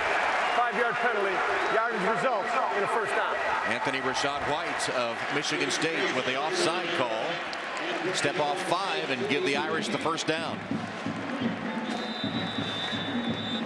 So 1st down by penalty. And the ball now in Spartan territory, 48-yard line. Dangerous territory for the Spartans now. They need to step up and make a play. You don't get the field goal at the end of the half, 3 and out, and now you've got to stop the Irish. Nose tackle jump. They didn't call it. Fake the handoff. Reese off his back foot. Misfires intended for Jones. Marcus Rush came off the edge. Tommy Reese had no chance. What I like there, Tom, is when he threw it away, threw it far away. That's a danger. Right there, I start cringing because you see quarterbacks underthrow that when they're under pressure.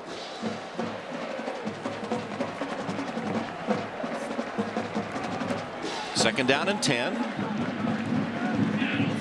Reese has gone all the way at quarterback. 10 of 15. Changing the play right there. Changed it to a handoff to Wood. Can't dance free. Give him a yard. William Golston wrapped him up.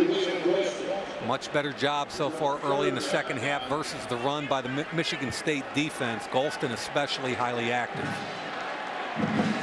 So another 3rd down upcoming for the Irish. And it's 3rd down and long. They're in a 2-by-2 set. 2 receivers on either side. Where's Waldo? Waldo's right down here.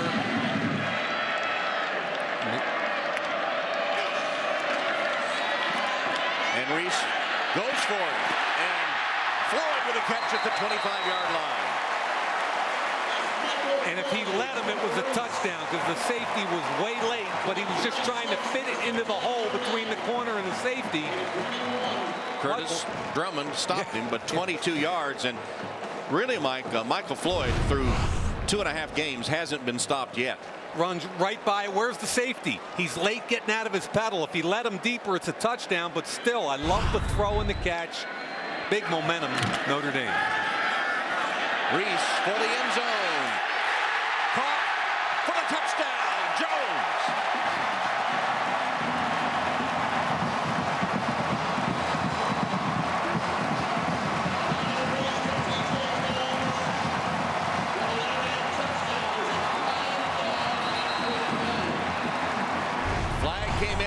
play was over. A 26-yard strike from Reese to Jones. And I love the fact that Tommy Reese read man-to-man coverage. Mitchell White, who comes in on their sub package against T.J. Jones. And if T.J. Jones and Theo Riddick start winning on the edges, it's going to make this offense with the run game in Cierre Wood and Michael Floyd pretty much unstoppable, except for the turnovers, Tom. Wow, that was really well thrown. I love Tommy Reese going for the dagger. After the play, unsportsmanlike conduct on the scoring team. That foul will be assessed on the kickoff. So you saw that TJ did a sign toward the crowd after he caught the touchdown, whistled for the unsportsmanlike. He'll hear about that on the sideline because that's been one of the things the coaches have preached. Rougher to attempt the point after. And it is good. T.J. Jones with his second touchdown reception of the season and the 5th of his career. And the Irish add to their lead. Here in the third quarter, it's 27-10 Notre Dame.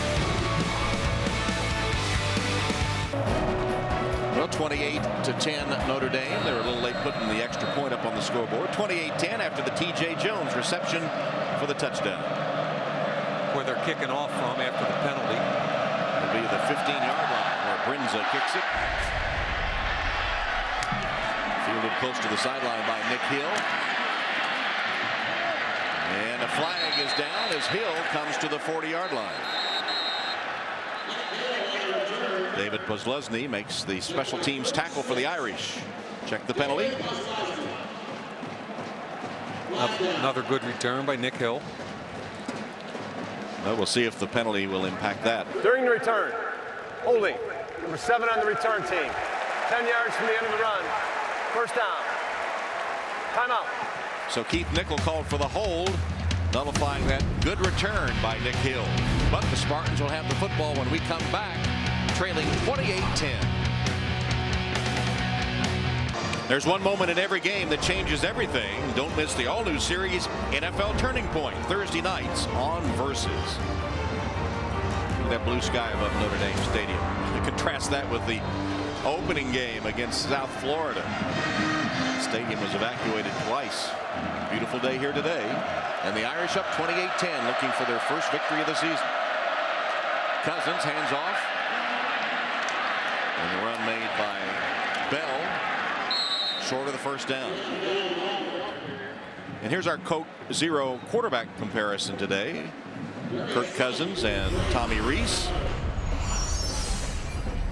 Cousins at 12 for 19. A lot of that play action induced for 141. No turnovers. Obviously, Tommy Reese responsible for 2 turnovers, but I loved his last 2 throws. The dart to Michael Floyd that set up the touchdown to T.J. Jones. Here comes the Wildcat. Unbalanced line with Le'Veon Bell. And he hands it to Cunningham. Bell did a good job just to feel the snap, and then Robert Blanton smelled out the play to Cunningham, and the Irish stopping. Tom, you called that correctly. The snap was nasty. Le'Veon Bell did a great job with the snap. Watch it come way up, right hands it, actually gets the handoff. That was a turnover waiting to happen, a fumble waiting to happen. Great job by Le'Veon Bell. Good tackle again by Blanton, who I think is having his 3rd consecutive stellar game. They're down and 3. Cousins hit as he delivers and caught in traffic by Cunningham, and he has a first down to midfield. Cunningham for 12 yards with those strong hands, finally tackled by Troy Nicholas. Danny Fox, the linebacker, had him covered but was worried about an interference penalty, so he didn't even make the tackle. Fox, number 48 right here. Watch what happens on the crossing route to Cunningham. He reads it correctly, he jumps it, he's right there, but he tries to keep that backhand off so he doesn't interfere. Danny Fox, make the play. You're right there. All you got to do is Cousins tackle him. Cousins a good job of standing in there. Here's an attempted trick play as they lined up in the Wildcat. Direct snap to Bell. He handed it to Cousins, who was looking downfield. But once again, it's Robert Blanton that says nothing doing, and it's a loss of 11. And they wanted to throw that back to B.J. Cunningham after the reverse play. And Blanton makes it. So why? Here comes the quarterback in motion, and they want to get it to B.J. Cunningham. So the quarterback comes back. He gets it. Now look at the guy that gives it to him is Cunningham. They want to get it to him. Nicholas wasn't there. That was there if Blanton doesn't make the play. Second down, 21. Cousins threw into traffic and got away with it. Incomplete. Intended for Deion Sims. You know, Harrison Smith had 7 interceptions last year, and the reason why is he trusts his eyes and he knows when to break on the football. Watch him here. He's going to trust his eyes. He gets to his deep half, and then he drives on the football before the ball's even out of his hands. I love the break on the football, most especially the timing of the break on the football by Harrison Smith. Third down, 21. No defensive linemen. They're all standing up. Flag down. Stop the play. False start against the Spartans. Offense number 51. 5-yard penalty. Still third down. Penalties called for the false start. He's the man that came in to replace the injured Skylar Berkland. And again, Bobby Diaco's defense just milling around. Nobody in a three-point stance. They're trying to confuse pass protection. Ethan Johnson, look at these guys. And because of that, they get the jump by Finoni, and we've got third and Tom. I have no idea how many. It's a bunch. 26 as Bobby Diaco looks on.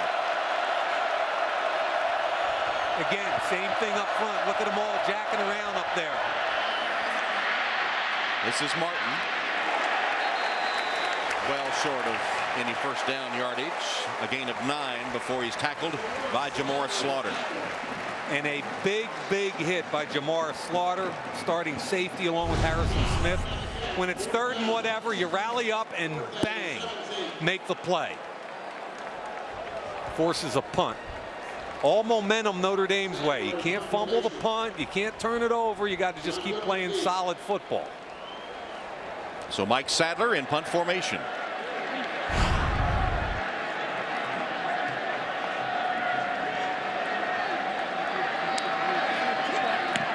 Sadler's boot.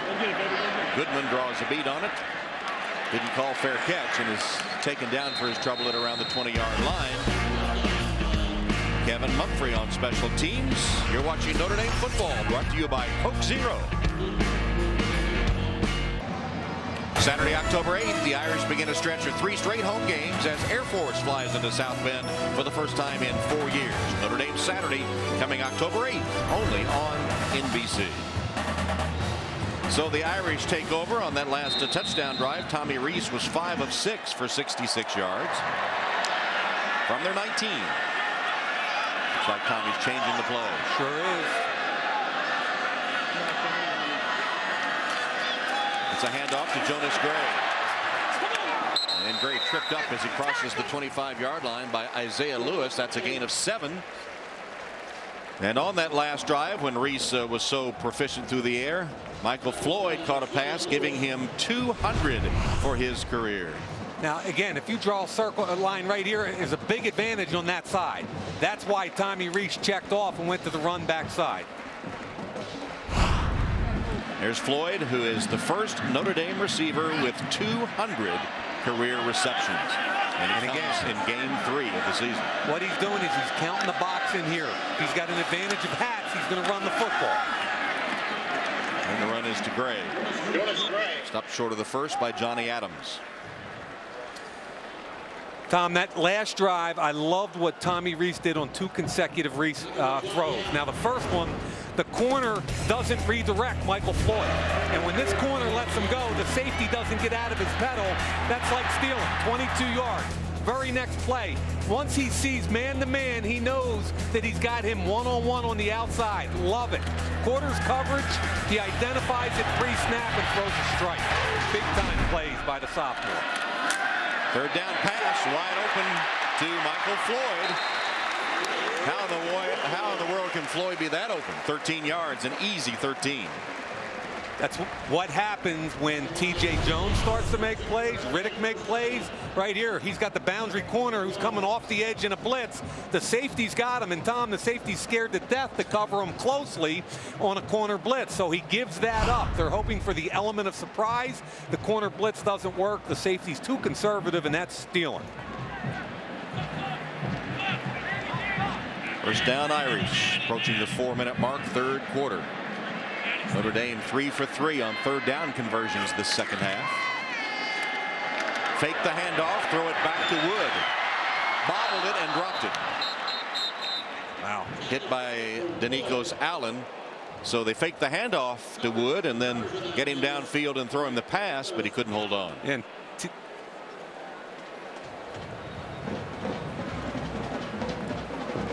so Michael Floyd now with 201 receptions, first all-time receptions, touchdowns, receiving yards, and 100-yard receiving games. Tied for first in that category, and as we said, it's just game 3 of the season. And how many games did he miss with injury in his career too? Right. Swing it to Wood again, and you'll lose on the play as we go down to Scooter. Alex. Hey, Tom. Well, there was a big question as to whether or not Michael Floyd would even be on the field this season. You remember he was suspended and then reinstated after he had a DUI earlier in the year. Brian Kelly sticking by him, though, but under the condition that he changed some of his ways. He has changed some of the people that he hangs out with and even moved on campus. He's living in the dorm. Michael Floyd needing to keep things straight and narrow and not make any mistakes off of the field this year, Tom. And so far, as Coach Kelly described it, has gotten his life in order. From the gun, Reese chased, scrambling to his right. He can run if he wants. Instead, he throws, and it's caught by Eifert. No, now they see incomplete. pretty good job picking up a heavy blitz inside. Steve Gardner was on the coverage, and that's huge for Michigan State. Notre Dame was getting in a rhythm. Michigan State's got to make a play and get off the field. Watch what happens. X stunt, backside. They pick it up. Tommy rolls out. Now he's looking for Eifert, and the great hustle play by Steve Gardner, the linebacker, and the ball's incomplete. So Ben Turk has punted only once today, and that was a poor one, 30 yards. Martin deep for the Spartans. Worried about the block because of here, so they just shortened and tightened the splits and kicked away from it. Martin says stay away. Takes a bit of an Irish bounce and will roll dead inside the 20-yard line. Well, turned into a 42-yard punt for Ben Turk. It'll be a welcome sight for his teammates and coaching staff. Notre Dame up 28-10. One tick under 3 minutes left in the third quarter, and Notre Dame playing the way that Irish fans expected them to play this season, but they haven't so far. 28-10, they lead Michigan State. Notre Dame comes in 0-2. Michigan State ranked 15th, 2-0. And Kirk Cousins finds a receiver on first down. It's Deion Sims, his tight end. Gary Gray, some out of bounds after a 20-yard gain. Big play for Deion Sims, who's 6'5", 276 pounds. Coach D'Antonio of Michigan State looking for an identity for his team after they had whipped easily Youngstown State and Florida Atlantic. First road game and first test against a big-time opponent, really, and trailing 28-10 at the moment and hoping to rally under their fifth-year senior Kirk Cousins. Hands off to Edwin Baker. The one key thing in this game is that Michigan State, as you said, has to run the ball to be successful. And from the outset, Notre Dame has made that a difficult proposition. Yeah, they're prior to the last snap, 19 rushes for 18 yards. You know, Tom, for me, I really think the key to this game is A, stopping the run. B, Notre Dame survived 2 turnovers in the first quarter, only gave up 3 points. And finally, Michigan State's number 15, but how good are they really? Nobody knows. 3 new offensive linemen, one of them went down. Play action fake. Cousins can't hold on. Intended for Cunningham. You know, Robert Blanton, they call him RJ. The kid has played his tail off. And another pass broken up here. He's been stellar in man coverage with his back to the football, and now you're going to see him react up in a zone situation. Playing off coverage, drives on the under route, breaks it up. 3rd down and 6.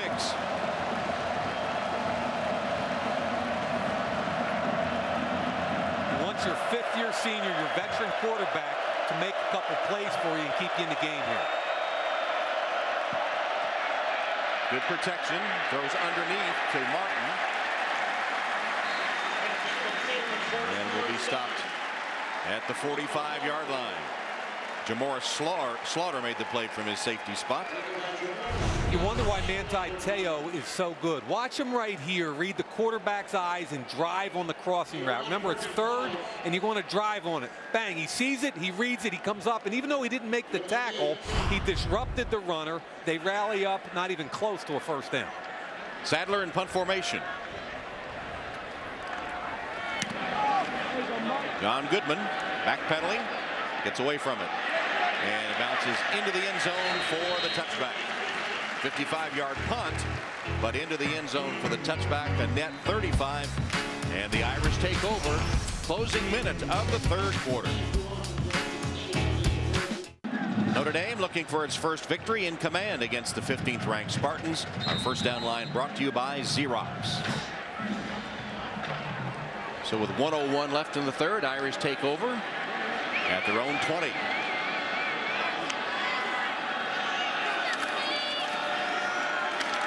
Nothing doing for Cierre Wood.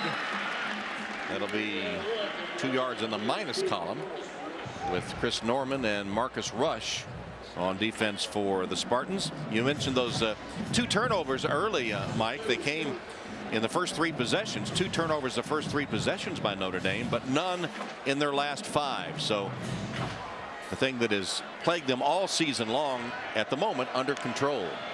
30 seconds to go in the 3rd. Reese scrambling to his right. Incomplete, intended for Riddick. Max Bulla defending the linebacker, so it's 26 seconds left and a 3rd down for Notre Dame.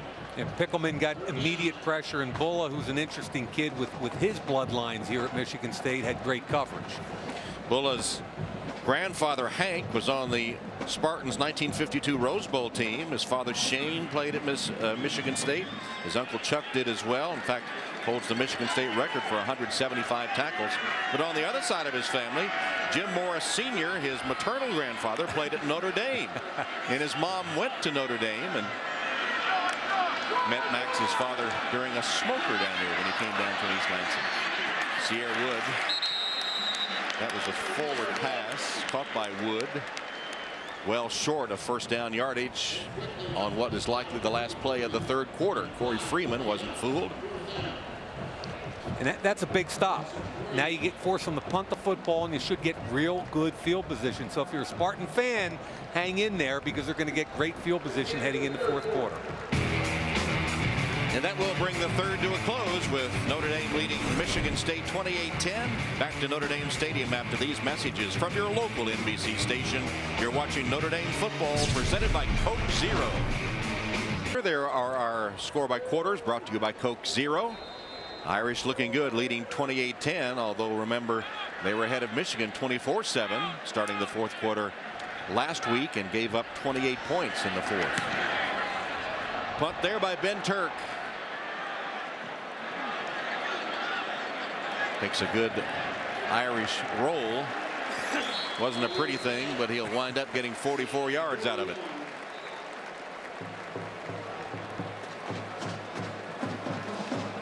You know, the guy I've been really impressed with today, I was impressed with him on tape last week, is Robert Blanton. It doesn't matter how they play him, he competes for the football in the air. Here he is in the end zone. Big physical receiver. A lot of hand fighting, but you got to do that. Beats B.J. Cunningham here against nickel. Post corner in the corner of the end zone. Perfectly played off the inside hip. Blanton coming off the edge. This is supposed to be a reverse double pass.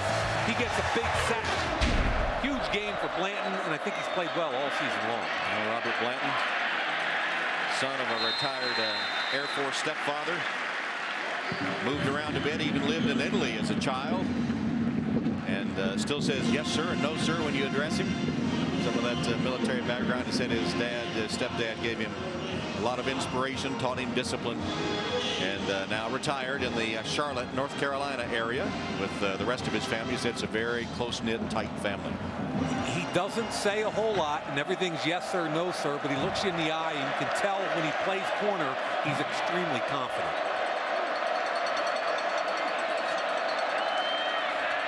Cousins on second down to Bell. Nice tackle by Gary Gray in space. That's the guy they need to step up and play now. Everybody knows we chronicled what happened to him in the fourth quarter last week against Michigan. This kid had a third-round grade heading into the season by the NFL scouting community. So it's not like he doesn't have talent. He does. He's just got to find the football in the air. Bob Diaco said he had confidence in Gray, and that for Gray himself it was a matter of confidence, just needed to get a little back perhaps. Cousins got good protection, gave him time to find Martin, and Martin has Michigan State first down. Kayshawn Martin runs for a first, keeping the drive alive. Gain of 13. Nice job by the quarterback waiting for Martin to come open. I believe he's working on Slaughter right here. Beats him across the field. That's really a pick. Cousins pumps one way, fires the other, finds Cunningham, and BJ's to the 20. Gain of 22 yards. Now you get some energy from the Spartan side, Tom, which is what they needed.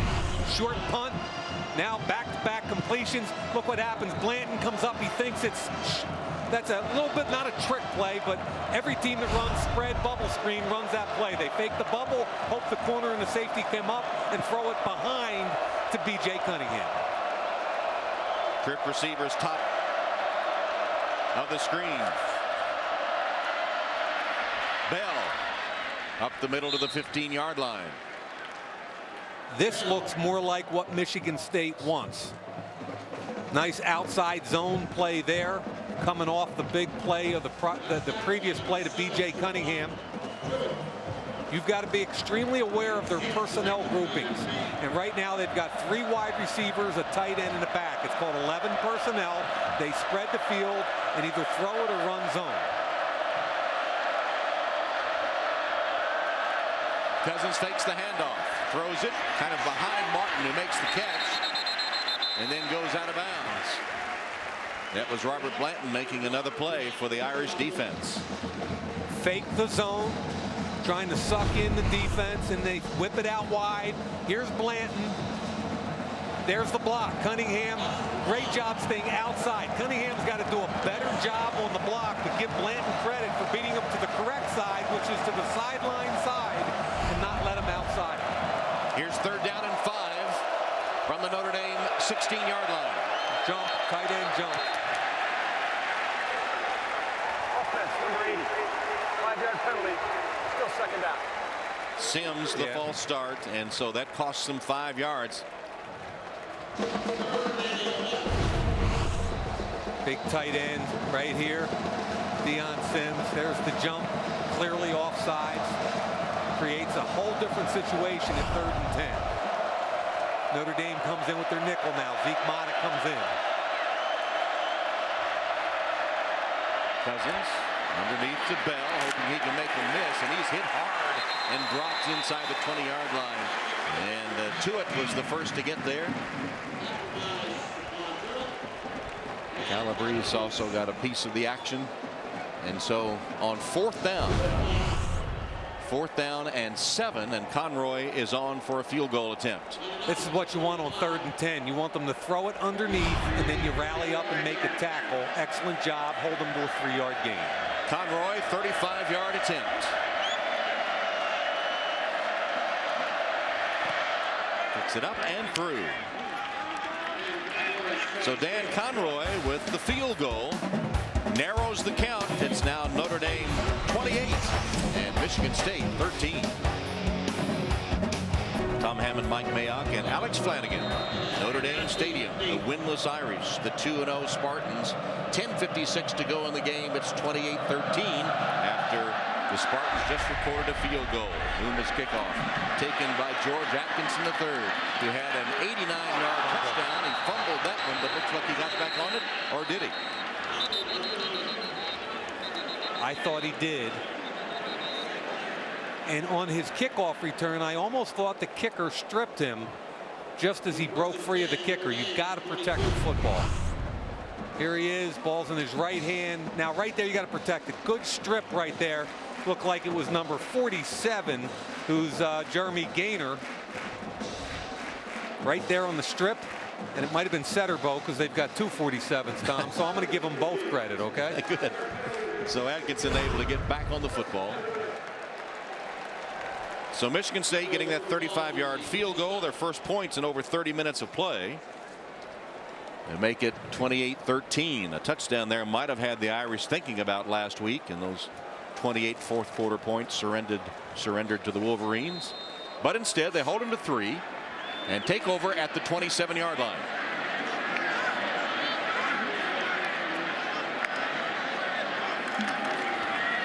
Reese complete to Floyd. Floyd driven out of bounds and then some. Fans wanted a flag, but none forthcoming. Chris Norman was the first to hit him. Trent Robinson, the free safety, took a hard angle at him and forced him wide. When you see 39 flash, it puts him right at number 10, Norman. He's got the contact. Really don't see anything wrong there. I've got no problem with that. But Tom, you know I'd err on the side of the defense. 2nd down and 5. I have to agree with you, though.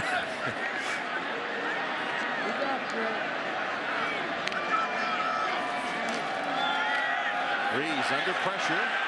The defense, and here's a deflected ball. You get a penalty, though. Yeah, but the penalty flag came down first. Trenton Robinson on the deflection, but it looked like an interference call before that. We'll sort it out. 28-13. I'm not sure you want to be throwing this one up for grabs. I know it's one-on-one, and I'm always the one saying if you got it, give it to him. Pass interference. Defense, number 5. 15 yards from the previous spot. Automatic first down. Johnny Adams called for the interference. He's the boundary corner one-on-one. Now, you got to throw it out in front of him so the safety can't get there.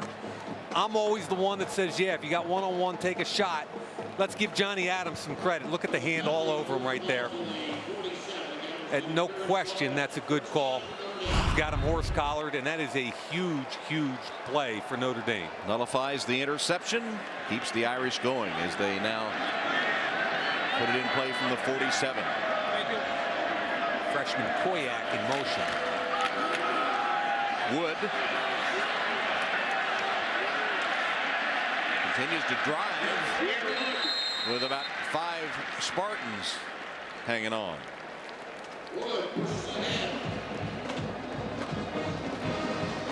They've got number 18, Ben Koyak, in the game now. Remember at the top we said Mike Ragone is gone for the season. So what do you do at tight end?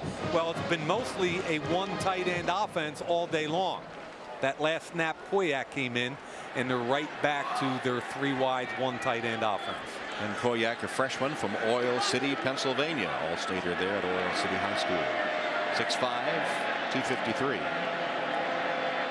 2nd down and 8. Blitz coming. Wood, nowhere to go. Falls down for a big loss on the play. Covered by Marcus Rush. That'll be a loss of 8. Real good job by that Michigan State front. Again, just kind of a little bit like a run game there. Dish it off. And I think this kid, Marcus Rush, has played a really good game for Michigan State. He's an undersized defensive end, 250 pounds. But on tape, he's like the Energizer Bunny. Spinning, running, moving. That kid never stops. Redshirt freshman, as you saw from Cincinnati, where both Mark D'Antonio and Brian Kelly previously coached the UC Bearcats. So we're going to get a 3-man rush here and drop 8. So Tommy Reese goes underneath, complete to Wood. But short of midfield and the first down, Johnny Adams hit him. And that's what you want. 3-man rush, you drop 8, you want the quarterback to drop it down. Brian's saying, I think he gave up on that too quickly, Tommy. Giving three-man rush, you have plenty of time. When you, for instance, when you three-man rush at Tom Brady, all what he does is slide and move in the pocket to buy time. And I think that's what Brian wants him to develop into. Understand that it's 5 offensive linemen against 3 defensive linemen, and you've got plenty of time to try and get something to break. Here's Turk again on 4th down. Low snap. End over end. Bouncing. And will be down at about the 2-yard line. Good job by the special teams of Notre Dame that time. Perfectly executed 49-yard punt. That makes the head coach happy with his punter. For sometimes it's not practice. Yes, Ben.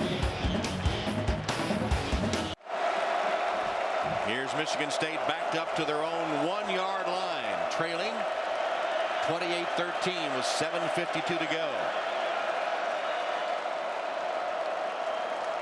99 yards away, 7:52 left. You're down 15 points, 2 scores. It's got to be on Kirk Cousins a little bit right now. Passing from his own end zone, and it's complete to Baker out of the backfield, and Baker slung down by Manti Te'o.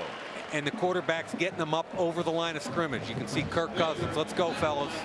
Let's hustle it up there. He understands the lack of time and the urgency.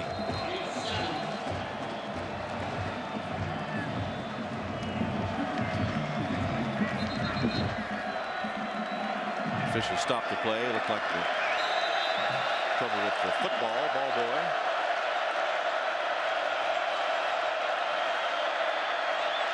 Cousins, big lane for him to pass, and it's complete.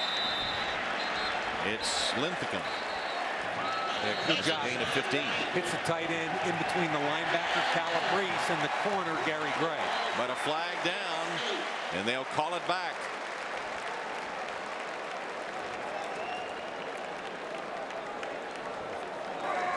Holding. Offense, number 67. Half the distance from the previous spot. Still second down. Joel Foreman, I guess that's why there was such a big lane. Yeah. Captain, honorable mention, all Big Ten right here. Joel Foreman, one of 2 returning starters, which I think is going to be the Achilles heel. You can see the left arm wrapped up around the head. That's an easy call and brings back a big play for the Spartans. 2nd and 7 from his own end zone. Cousins scrambling. Throws underneath, caught by Baker. And Baker will have a 1st down. So a clutch play there by your veteran quarterback, Kirk Cousins. 3 times has been academic All Big Ten. Has Cousins, who started out in pre-med and has switched to kinesiology and will get his degree from MSU in December. Also has a draftable grade from NFL scouts. Bill Polian here today from the Colts. On the slant to Cunningham, who has another Spartan 1st down. So Sparty's not finished yet. 14 yards. Manti Te'o, the stop. Not with this kid at quarterback. I met him this summer at the Peyton Manning Passing Academy. And you want to talk about a smart kid, good footwork, above average, but not a great arm. Understands the game of football and has a sincere passion for it. From Holland Christian High School. Again, he goes underneath, getting it by small bits to Cunningham, who took a hard hit from Te'o. Alex? Hey, Tom, Kirk Cousins also an internet sensation now after a speech that he gave at the annual Big Ten media luncheon. It went viral. Wisconsin coach Brett Bielema even showed it to his team. Has over 110 hits on YouTube. This guy, a true leader off the field. And he wings it again, complete to Cunningham. Leave it to Alex to bring us up to date on the Twitter world. How many hits on what was it? YouTube, Twitter. What else do we have, Alex? Facebook. Actually 110,000. Yeah, 110 didn't sound like a lot to me. Right, 110,000. Cousins has the Spartans moving. Holding by an easy one to see. That was Foreman again. I think against Lynch, the true freshman.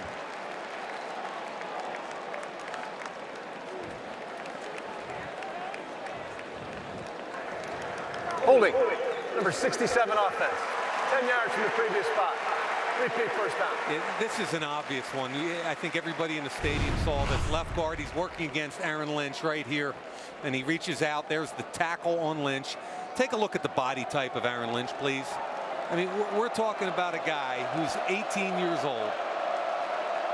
6'5", 265. He looks like an NFL defensive lineman already. So Foreman, 2 holding calls on this drive. Critical drive for the Spartans. That one too high for Caper and incomplete on first down. Look at him right there. I mean, Tom, they've got a group of true freshman front 7 guys. Lynch right there, 6'5", 6'6", 265. Then you drop in Stephon Tuitt, who's 295, same type of body type. Nicholas, who got the start today, 6'5", 260. I was talking with 2 NFL scouts on the field before the game, and they were just giggling and laughing at the body types of these true freshmen, saying they already look like, from a body type perspective, NFL players, yet they're only 18 years old.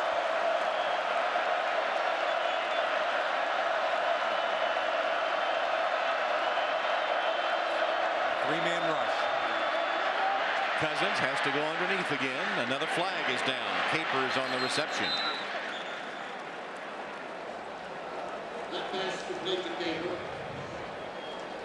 There's another flag down. Personal foul. Hands to the face. Number 90 on the defense. 15 yards from the end of the run. Automatic first down. Yeah, Joel Foreman's involved in everything here. The left guard gets his helmet yanked off because of a hand to the face. Watch what happens right here with Ethan Johnson. Hand to the helmet. Right there. Actually, that was Aaron Lynch coming over and get him. They called number 90, but it was Aaron Lynch. There's Ethan Johnson. But Aaron Lynch, hands to the face, ripped the helmet off in a big play for Sparty. Into Irish territory, 45-yard line, first down. Cousins again. Patiently finds Caper underneath. Tackled by Gray. Gray, good game in the open field today. I know Caper slipped a little bit there, but so far Gary Gray holding up. He always tackles well. He just has to find the football when it's in the air. Only 2 yards on that one. How much longer can Cousins dink and dunk? Clock's under 5 minutes. Now he goes long and it's broken up. That's Calabrese who knocked it down. The linebacker dropping in pass coverage, deflects it. There's another flag. Yeah, it's coming back again, and Calabrese did a great job, but another offensive penalty.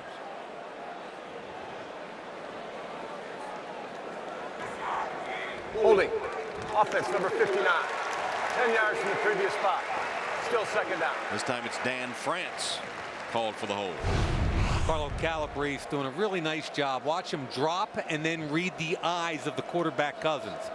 In a zone drop, get your head around now and find it. Really nice job opening his hips, driving on the football, and knocking it down by Carlo Calabrese. Back into MSU territory now to the 48-yard line.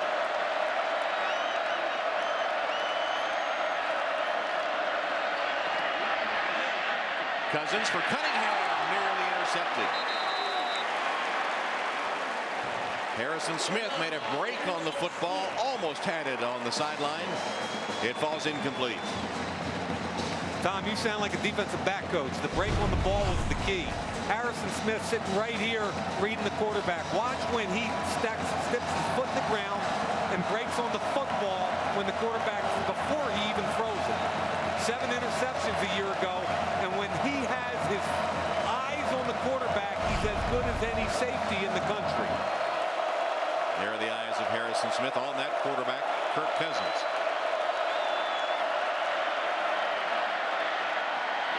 Cunningham in traffic, can't hold on, hit hard.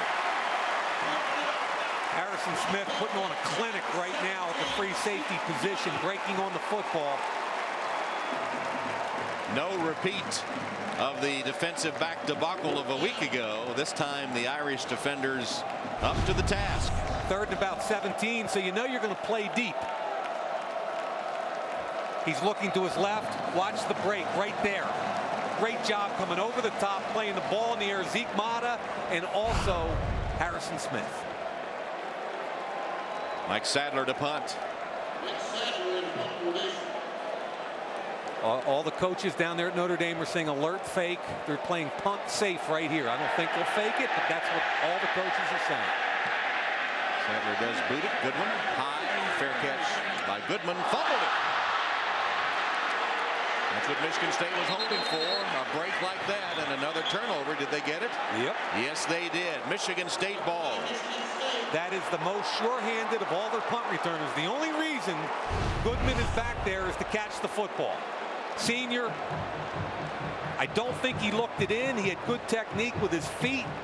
It didn't look to me like he watched, see if the head comes down and he follows it through. I think he lost the football. Man, you want to talk about ways to give away games. Ryan Kelly's looking out there like, what am I supposed to do? I took Theo Riddick out of there because he dropped the punt week 1. I put the most sure-handed guy I have in there, and he still puts it on the ground. Steve Gardner recovered for the Spartans. First down for MSU at the 21-yard line. Sudden change now. Watch out for the deep shot. Cousins throws a screen. Hit the ground before Bell could gather it in. They had some blockers in front too. So the turnover rears its ugly head again. The story of the season. 3 today, 13 for the season, the worst in the FBS. 2009 graphic is a little bit misleading because they've got a quarterback that had been a starter for 4 years, and Jimmy Clausen understood how to take care of the football. Cousins on the slant, complete. Cunningham tackled short of the 5-yard line. First down, Michigan State. A really good throw and catch. I love Cousins' identification pre-snap with the cushion. They're playing soft and off. Blanton drives on it. No underneath help from the linebacker. You got to get that linebacker if you're playing that far off. The linebacker's got to be involved. Flag stops that play. Illegal substitution on the defense. 12th player on the field at the snap. 5-yard penalty. Still first down. 12 players on the field, Notre Dame. Penalties, too, have been a problem this season. This is painful for me to watch. It was painful week 1. You know, I'm a fan of good football. I don't care what team it is. Notre Dame's a very talented team. They imploded week 1. Fourth quarter of week 2 against Michigan, they imploded. And right now, Brian Kelly's going, you got to be kidding me. We fumble a punt. We got 12 guys on defense. Are we trying to let them get back in the game? Look at the confusion. Nobody knows where they're going. There's no idea right now. Cousins in the pocket. In traffic and intercepted. It's Robert Blanton. Cousins to beat. Blanton.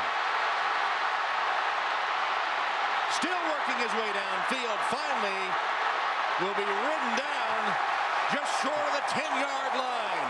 And for Kirk Cousins, memories of 2009.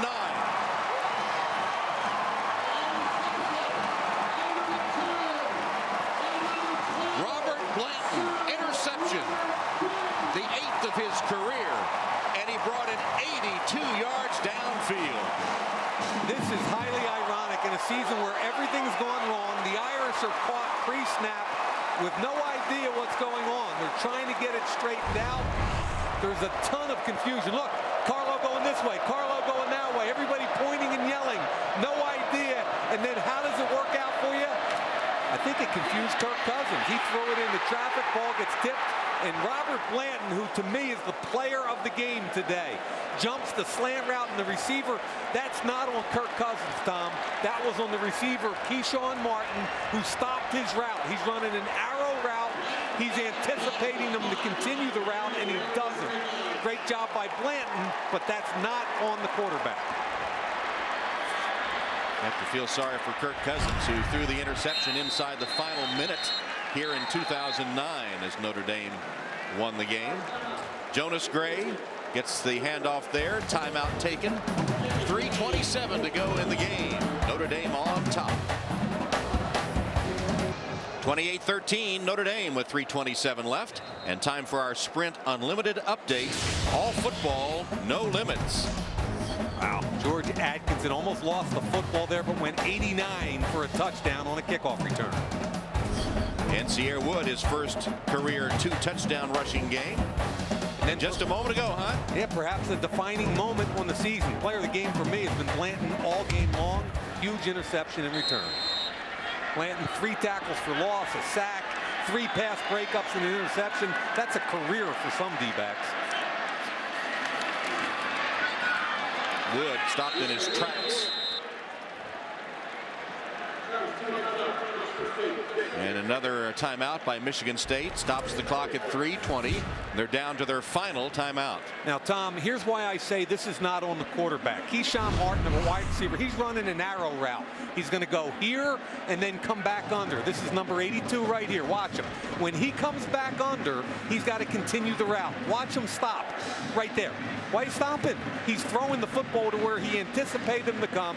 Blanton alertly tips it, catches it, he's gone. If you're a Notre Dame fan, you're saying, okay, is that a defining moment, not just for this game, but going forward? In my opinion, this is a gifted team. They got a chance to beat anybody on their schedule if they play error-free. Kirk Cousins, not your fault, man.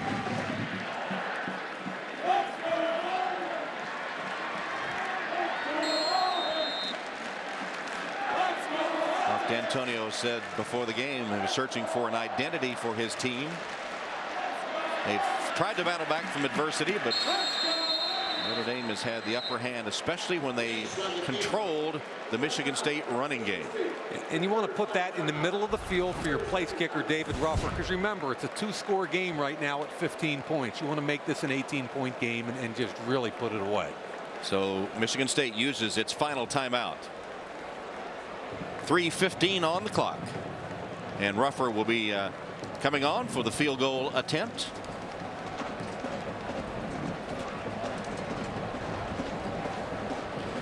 Well, it's certainly not a finished product for the Irish today. It's had rough spots, but some flashes of what Notre Dame fans expected to see this season. And I really thought after the first 2 turnovers by Tommy Rees, he settled down, he made good decisions, and what I liked was the distribution to the wideouts outside of Michael Floyd. Where's Waldo's important, but if TJ Jones and Riddick can keep making plays, this is a tough offense to defend. So Ruffler is on to attempt a field goal. It'll be 33 yards.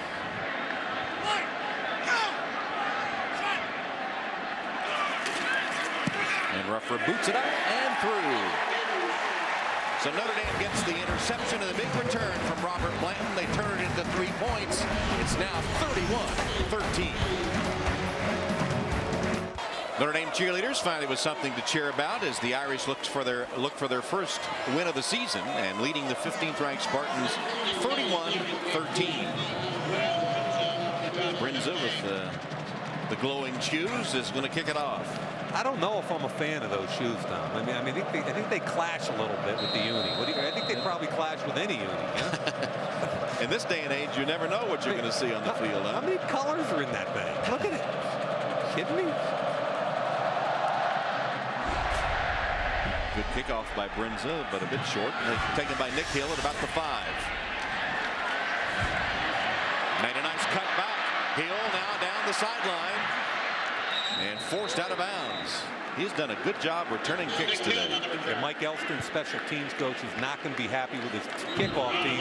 Jamar Slaughter, the safety, did a good job pushing him out of bounds. 31-13. We'll take a break with 3:01 left. Welcome back to Notre Dame Stadium with 3:01 left. Our 1st and 10 line brought to you by Xerox.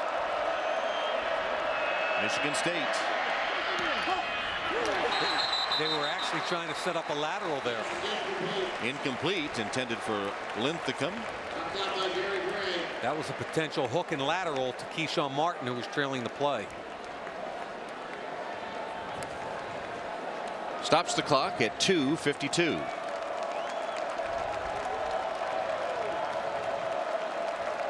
My concern for the Spartans coming into this game, watching them on tape with Youngstown and FAU was their offensive line. 2 returning starters, and I thought they were somewhat suspect.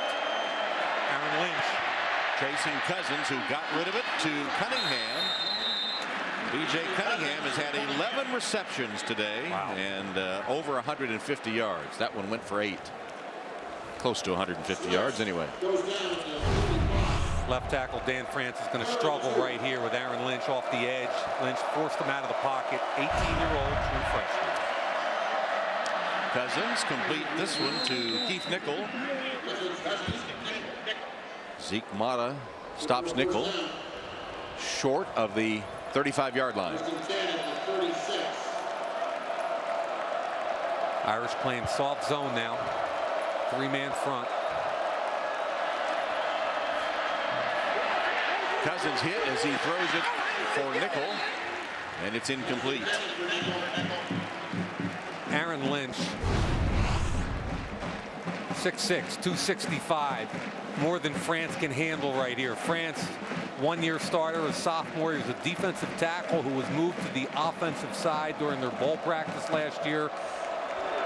Aaron Lynch, if he keeps his head on straight and works hard on technique, stays in shape, he's got a chance to be a star. Cunningham with another catch. Now a dozen in the game for him. Wow.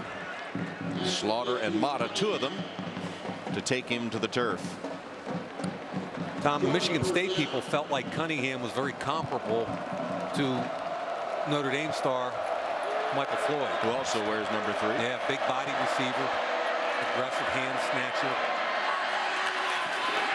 That hit delivered at just the right time to dislodge the football from the hands of Deion Sims. That is the 4th play on the ball by Harrison Smith. When he's as good at cover 2 or deep corner, safety, as you're going to see in college football. Patient back pedal, read the quarterback, now drive. He's on his drive before the ball's out, and he strips it away from Deion Sims. 4th down for Michigan State.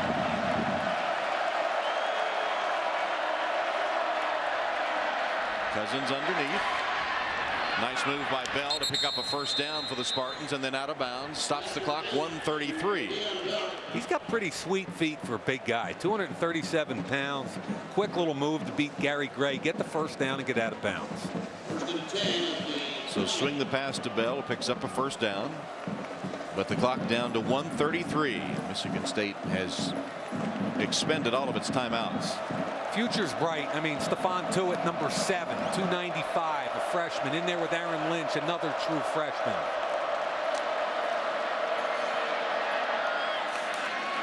That one's to Bell, who can't get away. And that was not a freshman who tackled him, by the way. Antiteo, the leading tackler for the Irish, perennially.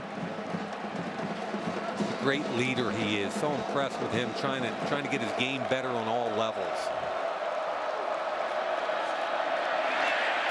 Cousins again hit as he delivers, and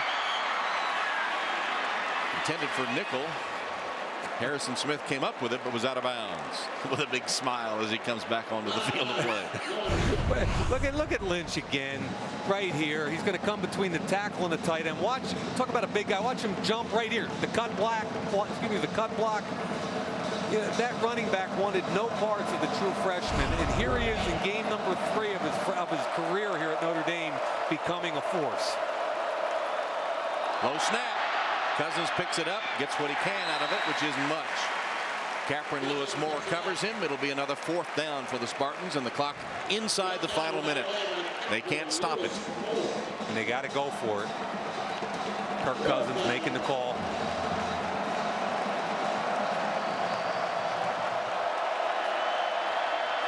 Fourth down pass.